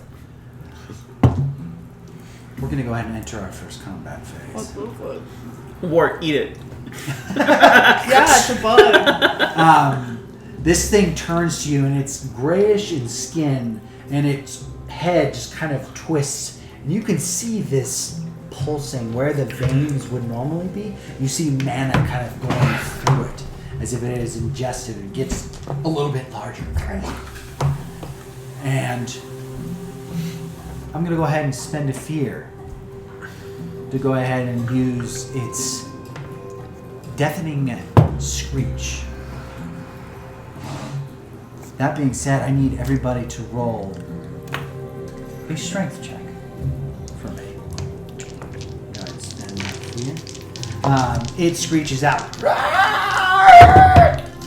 as it pinches its claws, and you hear the smacking of its mandibles and pounding against one another. Bobby, what'd you get? 5 with hope. 5 with hope. Take that hope. Wait, what were we rolling? for? Strength. Strength. It's basically to see if you're able to hold 20 with fear. 20 fear. I'll take that fear. Still a success. 18 with hope. 18 would take the hope. 14 with fear. 14 with fear. Okay. Everybody except Damn. for Athena. You take 2 stress as this thing screeches out. Thank God, I can't do more stress. It begins to kind of pile drive forward. As it begins to move towards you, it gets even bigger, and another appendage just bursts out and kind of charges. I'm going to spend a fear, and it's going to go ahead and try and bite the closest person to it, which is Wart. I try to bite back. Get it, his head. 13 to hit. Damn, yes. Just barely. Okay. Is there like a combat? All right. I don't know. You guys will have your spotlights. Okay.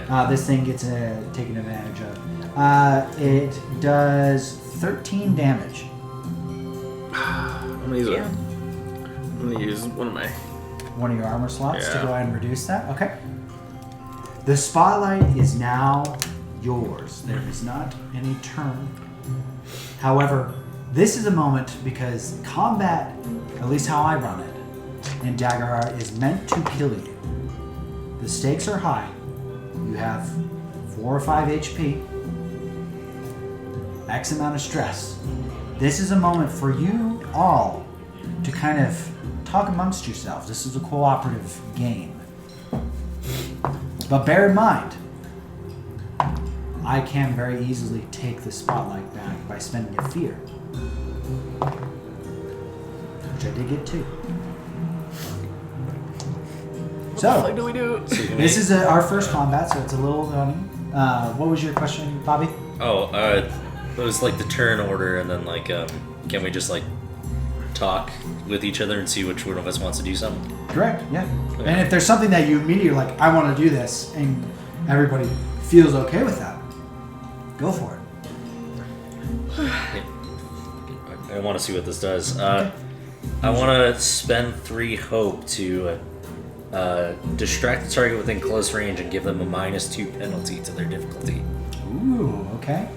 Absolutely. If there's anything that you need to roll, or it's just the hope? Spend the hope, yeah. That's it. Go ahead and erase 3. What exactly does that mean?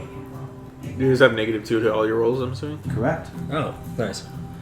So, Bobby, how are you doing this? Yeah, I'm gonna whip out the lute and just start ramming on it with like nasty tunes. It's not a melody, Okay. just like screeching sounds. You hear it as it begins stirring. It begins to kind of its actual mandibles fold down, and it begins like as it's like biting into Wart.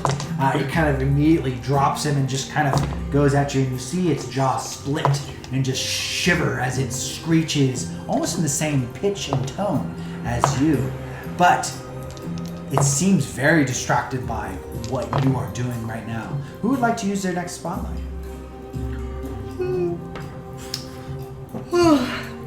Is a What? I could is attack it dual and try to staff make it vulnerable. Is it like a melee weapon, or is it like a wand?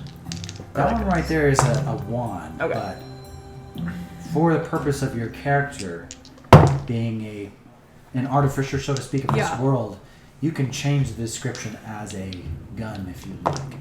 A gun. Does it have you? Is it holding you or no? It's not holding him, but it like gripped onto him and bit him, and then dropped him as soon as Wait, how big is this space?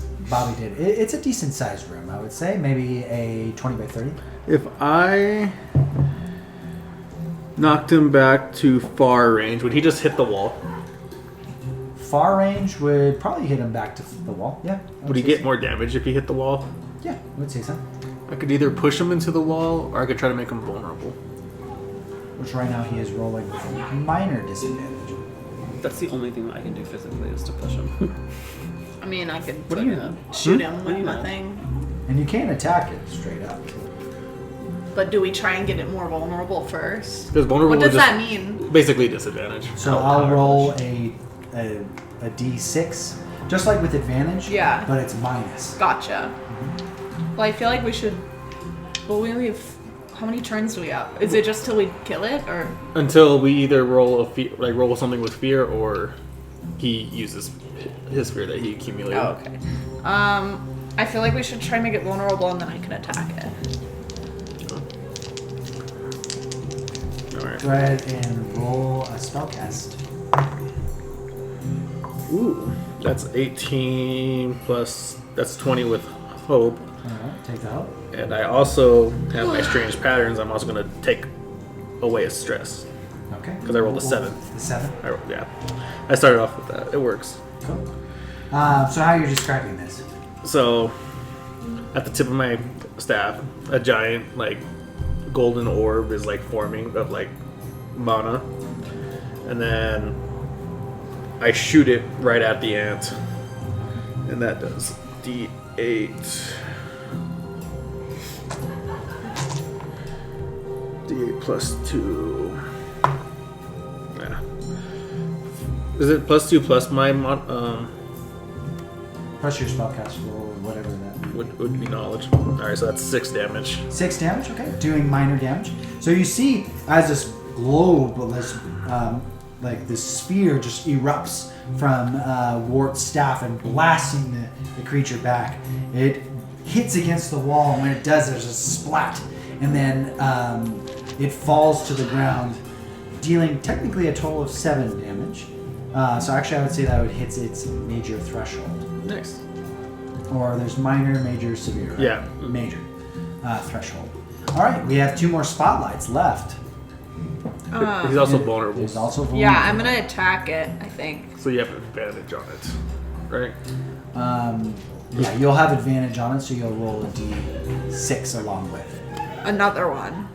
So I rolled. Because the damage dice is a d6 plus 3. So I roll 2d6? No, to hit. To hit, you'll use your hope and fear dice. And then you'll add a d6 on top of that to Okay. hit it. That was my first roll for damage, and it was 6, so I'm gonna. But I'll. Hopefully it is. I know. Fuck. You know at least you had 8. It was a 20 after my modifier. 11 Do I and add 7 plus anything? 2. To hit, Yeah. you use your advantage. So, okay. Yeah, I don't. I got 13. 13. Fear. With fear? Okay, I'll take that fear.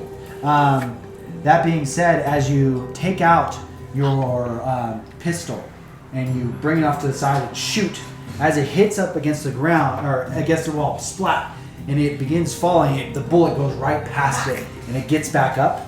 The spotlight is now on me. Sorry, guys. I'm sorry. Although it seems to be very distracted still by Bobby's music. It begins to crawl on 6 legs at this point in time. Very just quickly, just skittering over towards Bobby. It's going to go ahead and roll Shit. to hit. 15 to hit. And that would be my evasion number? It'd be your evasion number. Yes. Okay.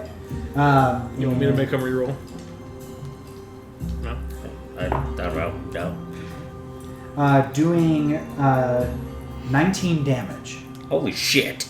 Damn. So as it charges forward and Is that then your severe? headbutts into That's 3. uh, You could use it. Bobby, I almost said hand. You can use My a bad. shield to reduce it from severe to major. Yeah, One of your I'm armor gonna do slots. that. So So you you- erase one of those. Yeah. I'm going to go ahead and spend another fear. And this creature ends up looking over at Wart since he had gotten pushed, and with anger, it ends up... Wait, you didn't roll with disadvantage. I did the -2. Oh, you did? Yeah, -2 from... -2 with the -2 penalty to their difficulty. No, also, with disadvantage. I have I'm sorry. vulnerable. You're vulnerable right now. I'm vulnerable, but not with disadvantage. That Yeah. means I can be hit with advantage. Oh. I thought it was both ways. But if I'm rolling disadvantage, like if I have a disadvantage on my next hit. But I'm going to go ahead and spend another fear. The mana begins to increase. I need all of you to go ahead and take a stress. Thought we were in a low zone. It's just kind of filling. Yeah, I'm gonna spend another fear. Oh my god. Why not? And it looks over at Wart, who struck it initially, and with anger, it begins to actually glare directly at you. I need you to go ahead and roll it'd be a strength check to resist a paralyzation of this glare. There's this electricity that goes from its eyes and kind of sparks from plume of mana to another. What the fuck? 6. 6. With hope. You are now currently paralyzed. God damn it. The spotlight returns, and I believe it is Athena's turn. It's not vulnerable anymore, is it? It's still vulnerable. Oh, I okay. have to spend a fear to get rid of it. Ah. It's kind of in a blind rage right now, so it's not thinking. So if I do this, because this is the only attack that I have, if I do this and it says I can spend a hope to make it vulnerable, does it do anything? It's already technically vulnerable. Yeah, okay, so I won't do that. Your sword. Well, yeah, but I mean, like, Oh. my ability. I mean, I can hit it with my axe, but if I'm gonna hit it, I want to try and do as much as I can. You know what I mean? Yeah, I'll just do this. Okay, so roll to hit. Okay, with your axe. So you notice as this all plays out, you see Wart kind of freeze up, and you're towards the back of the group, and you just begin charging forward, right towards Bobby. Oh wow, it happened again. How'd you get? Well, nice. It's 2 11s. 2 11s. Yeah. Critical. Roll damage. It's the D6, right? D8. D8. Hold on. Yeah, whatever. Gotcha. Thanks, boo. Figuring it out on the way. Yeah. So automatically, it does 8 damage because of the critical, Oh. and then you're just rolling on top of that. Okay. So it's a little different, So no matter what, you're capped damage, and then this is what's going to be on top of it.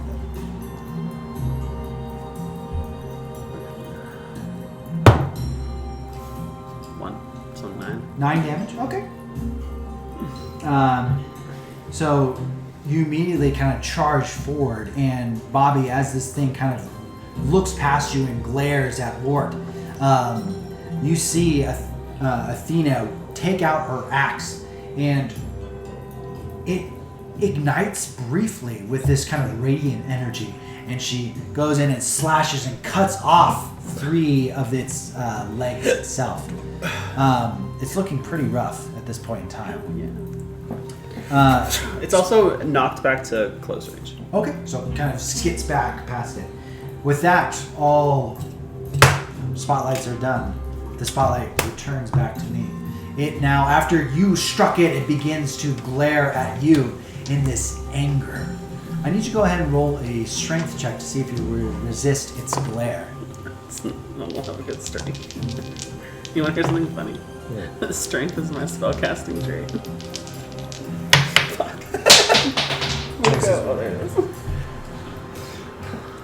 But you didn't want to be big and strong. You want to be cute and dainty. I did. It's all it's part of It went with my character story, okay?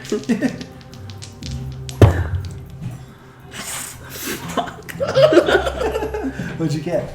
Wait, what is that? Oh, it's a 4. Okay. 12 with fear. 12 fear. I'll take the fear. Fuck. You freeze up immediately. Just lock up when this thing looks at you. I'm going to go ahead and it's going to immediately charge after you and try and get that extra damage. So because you are currently paralyzed, it automatically does a crit. So its first attack, which no matter what, you hit 12 damage. This is a roll of what's going to be on top of that. Fuck. Taking 23 damage. So this thing begins to bite and gnaw as you... And you can see how that it seems to do this with its prey. It's very natural as it begins to paralyze and strike. So you end up taking that amount of damage. You can use, of course, a armor slot to reduce that. Yeah.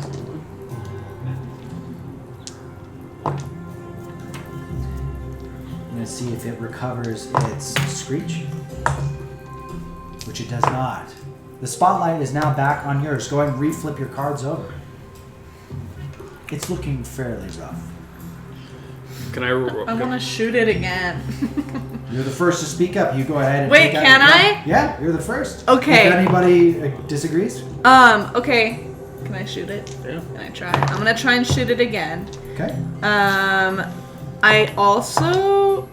I want to use my element because it says spend a hope. Describe how the element helps an action roll you're about to take. Either gain a +2 bonus to the roll or a 3+ to the roll's damage. Yeah, go for it. So You can choose whichever.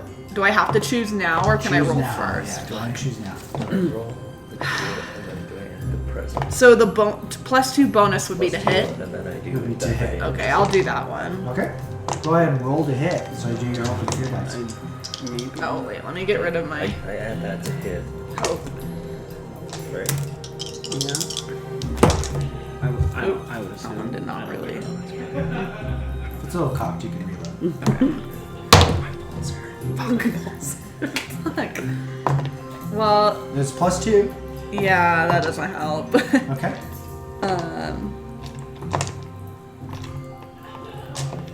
Cause it's it's fucking 5 + 2, so 7. 7.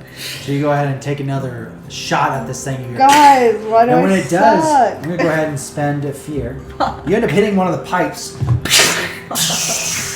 Who gave me a gun? You did. You now have all taken an extra stress. Guys, I'm so sorry. On top of that, you are down one more chance to make it out of here. What happens if our stress Shit. bar gets full? You end up taking HP. Fuck! How do we get rid of Can the I, stress?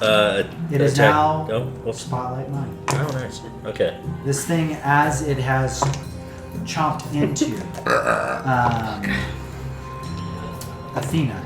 Athena and Wart, I'll let you guys go ahead and roll, because I was supposed to do this at the beginning. No. Go ahead and roll a strength check to if you can get out of this paralyzation, which will remove your spotlight for this turn. So it'll skip you no matter what. However, you'll be ready to go the following time. What'd you get, Wart? 17 with beer. 17 with fear. Okay, I'll take the fear. But you were get snap out of it immediately. Yay. 5 with hope. 5 with hope. You're still paralyzed, but take the hope. I forgot. Did we say if taking a potion is an action? It is not an action. I want to take my stamina potion. I'll have you do that on the next one. This thing, as it crawls on top and begins to chomp at Athena, this bullet swings on by and hits the pipe behind it. It jumps across to go ahead and do a leaping strike on top of Meredith as it has struck. 12 to hit? Me? Yes. This one? Is it Evasion. that? Yeah. Your evasion. Yeah, that hits me. It hits? Okay. It's going to go ahead and bite into you. Oh, great. Can I use my thingy, my rune ward? Because it says spend a hope to reduce incoming damage by 1d8. You can. I'm Absolutely. gonna Spend a hope. do that. That being, go ahead and roll your d8. It'll be minus whatever. Right now, I have rolled 25. Give me the d8.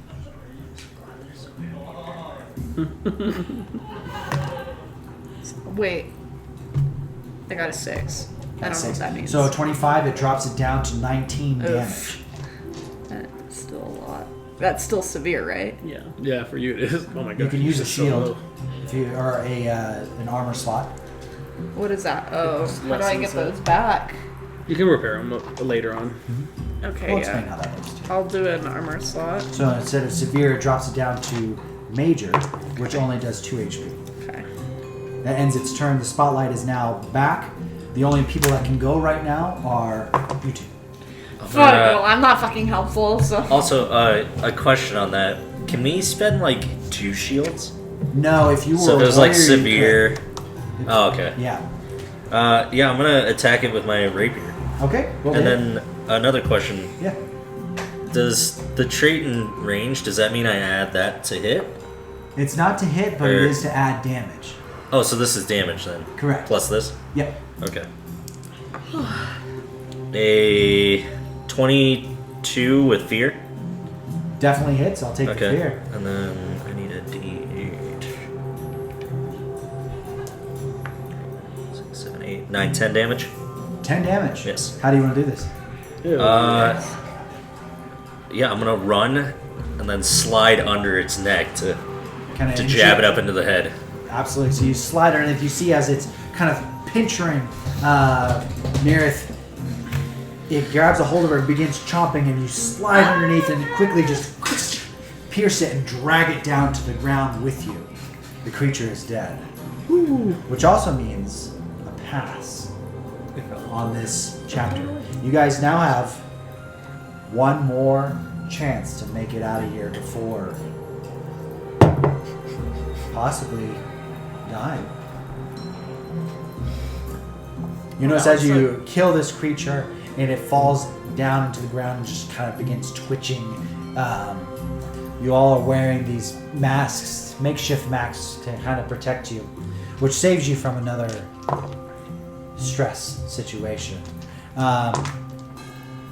What are we doing to get out of here? Am I still seeing the direction that I thought was safe? Yeah, you're actually in the room where you thought was safe. Are we able to talk? You guys before can. we make Yeah, this? yeah, absolutely. So it's gas, right? So it's gonna like expand and move. Okay. So wherever the gas is flowing is obviously where there's airflow to like an opener area. So should we just see where the gas is going and like just follow it to where there's hopefully a bigger room or air? I don't have any other ideas. Upstream or downstream? I mean, So I don't think like we're not gonna be able to repair the pipes. No, I don't really care about that right now. Or like close the pipes off. So I think just quick movements to wherever there's more air. Yeah. Okay. Yeah. I mean, I can't think of anything else unless I were to like somehow use my wind air ability to like help do something. Wouldn't you like since well with this idea hand in hand with that, since you're like of the air, wouldn't you be able to have a sense of where the airflow where is? it goes? Like where there's clean air.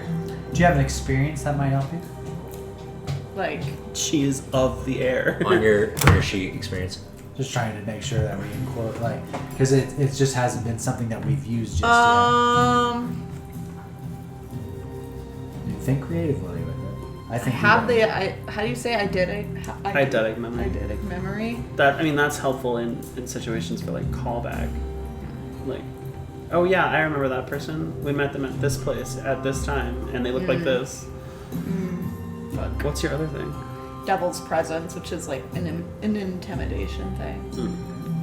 Anyone else have maybe an experience that might be able to help you, just to kind of get you all incorporated with the rules and whatnot. I do not. Well, you have this idea right now, and I'm going to help along with it that the wind or the air is going someplace.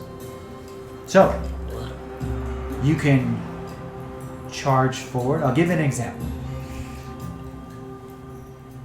All of you are beginning to suffocate at this point in time.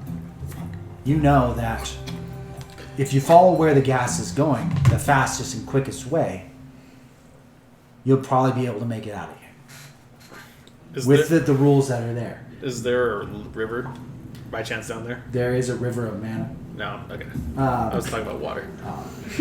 So, this is a prime example of how we can use each other's abilities. So I'm going to kind of give you this one as a creative bump. And you don't have to use it. Bobby, you recognize immediately where the gas is going, and it is in the same direction that Wart was kind of pointing towards. You begin suffocating and hard to breathe at this point in time. You notice that there is a ledge that kind of is leading up to potentially the surface. You have a mechanic background, one of the mechas. That being said, you know where these pipes are leading. You know the infrastructure of this town. Even though it was back in your war days, You lived and breathed in this area for a very long time. You know where they're headed. You know where you can go. To get you there safest, Meredith will use her wind ability. She'll use a hope to be able to create a moving air alongside you to keep this suffocating air, this mana, from infecting your lungs and getting one of the worst diseases that is available in Xenia. Mana poisoning. Mana poisoning. Or AIDS. Oh my god. So, she's going to spend in hope to bubble this around to help out. Wart and Athena, the two of you, Wart's going to use his experienced strong legs to push himself forward. Athena, you're going to assist the direction where you're headed with your wings to be able to maybe even pull Bobby up this steep area that leads up to the surface using a stress. This is how you're able to kind of play around with. Hope is not used not only for abilities, but to aid others. But we only had one turn. Like, does that all count as one That could be the plan that you're going to be doing. And then you all can roll and have bonuses based on everything. Yeah. Yeah, let's do Pretty it. good plan. Full so. set. So, like, an action doesn't have to be an individual person's action. It could be like a plan that the group does. Plan that group does. This is a Okay. very cooperative game. And I hate to use this analogy, but it's almost like in D&D, oh, I'm here to like play around with you guys as the DM. In Daggerheart, I almost play it like it is 4-player co-op against the computer. Nice. Think of it that way. So, Bobby, if we're going to go with this plan, I want you to go ahead and roll. You're going to be rolling a strength check. Athena, you're going to be using a hope to assist. So you'll go ahead and roll a d6. You'll end up spending a hope to kind of keep this air bubble around.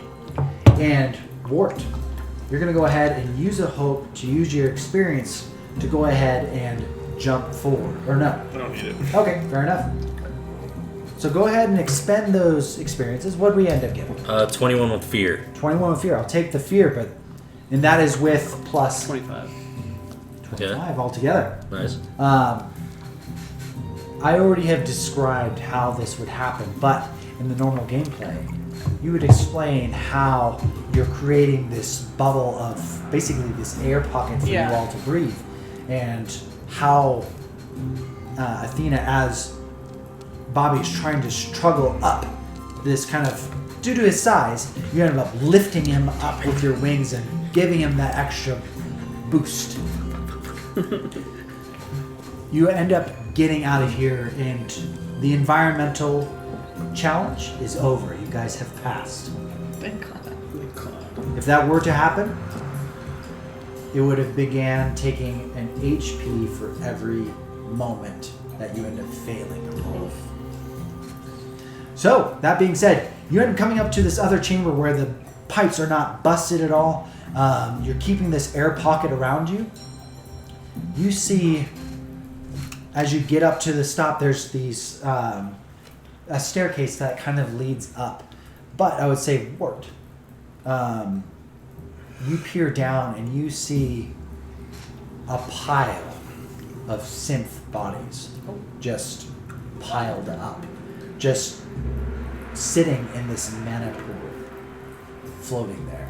You count 10, 15, maybe 30 of these people that Do I know them? are considered less. Go ahead and roll a perception. I swear to God, if I know if it's my neighbor. Sort of God. 13. Is it any modifiers? So it would end up being, I'm going to say a knowledge check. You're analyzing. Okay. So that would have been 15 with hope. 15 with hope. Amongst the bodies, you don't see your neighbor. Yeah. However, you do notice that. The neighborhood kids. No, you do end up seeing there's a shop owner that you know. He owns a store in the swamp, commonly known as the swamp. A bookstore, and he predominantly sells. It's your favorite bookstore to go to, besides going into the archives of the castle. But you see Dolly there, and Dolly's face up, eyes rolled back, sitting in this extremely poisonous mana. I jump in. I'm just like, wake up! Well, you know mana poisoning. It is, if the body is subjected to it for too long, or if you breathe it in for too long, it bleeds to death. I would say that with your knowledge and with the condition of everyone that is there, you know for a fact that they are God, she's dead. Dead as fuck. I grabbed the keys to a bookstore. Sis, I'm dead as a child. But as you all notice, like Wart kind of looking down into this pit where there are these bodies floating, Bobby, you look up and you see one of the sewer exits kind of leading up, one of the metal shields? Not Manholes. shield. Yep, manhole directly up. What are you all doing? I jumped us straight up. About time we Peace, get losers. I'm the flyer. I jump on their shoulder. The fuck off me. as we're going up, can I play a little relaxing song for everyone? For everyone? Yeah. I would say you would need two hands to kind of do that to climb up. Oh, I thought thought that it was was stairs. No, it was to the manhole. I must have said stairs, but I was meant it a a ladder? I'm so sorry. Yeah, that makes sense. Yeah, a ladder. Okay. My What bad. if I did say hold stairs. him? You could if you wanted to. You would mark a stress, but It's fine. No. Take a stress to no. Because then if you take another stress, you're just gonna start taking HP. Well, I'm carrying you. That's fine. No. That's fine. We might take a rest in. Yeah, I was like, we're probably gonna go to bed after this. Yeah. Just get out. okay. You all Okay. So you reach up to the city limits, and you notice that as you get up, there's commotion happening. You notice where the Drippy was. A lot of it has kind of caved in onto itself. You notice a few other areas, actually buildings that were once standing, have collapsed down in. And in fire, in a... Not a... I would say it's a purplish flame. That's chills. A purplish flame written on the there's a statue kind of in the middle of the king himself. You see that his eyes are spray painted out with X's. You see where his mouth would be is almost like stitches being closed up. And it clearly states, just spray painted all over his body, lies, lies, lies, lies, lies, lies, lies, lies, lies, lies. And down below, in a purplish flame that is written, kind of like where I want to say the mesa, the plateau of where this statue is written in purple flames.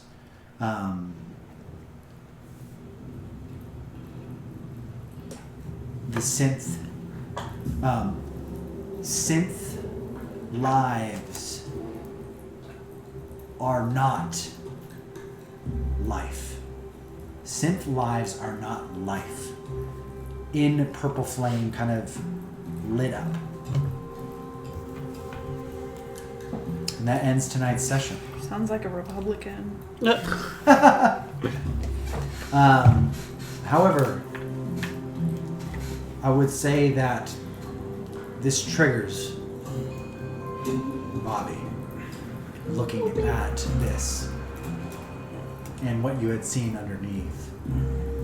just a moment of PTSD, so to speak, of during the beginning, on both sides, there were synthetics hung from their feet. And in a town, actually you played not too long ago, it was actually a battleground at one point in time, where there was windmills. You saw synthetic bodies tied from the feet onto the actual windmill blade itself, and they were just spinning round and round and round. And you saw a similar image with a similar purple hue, but it stated something different. Go ahead and roll a history roll and see if you recall this moment of PTSD, what those exact inscriptions were. 15 with hope. 15 with hope. I guess a knowledge roll. Yeah. Go ahead and take that hope. You remember similar purple flames stating that they don't bleed the way that we do. But that does end tonight's session. I know everyone had a very long past 3 days. And we started a little bit late, but now is a wonderful time to stop. Yeah. Thank you once again. This has been Pass the Dice.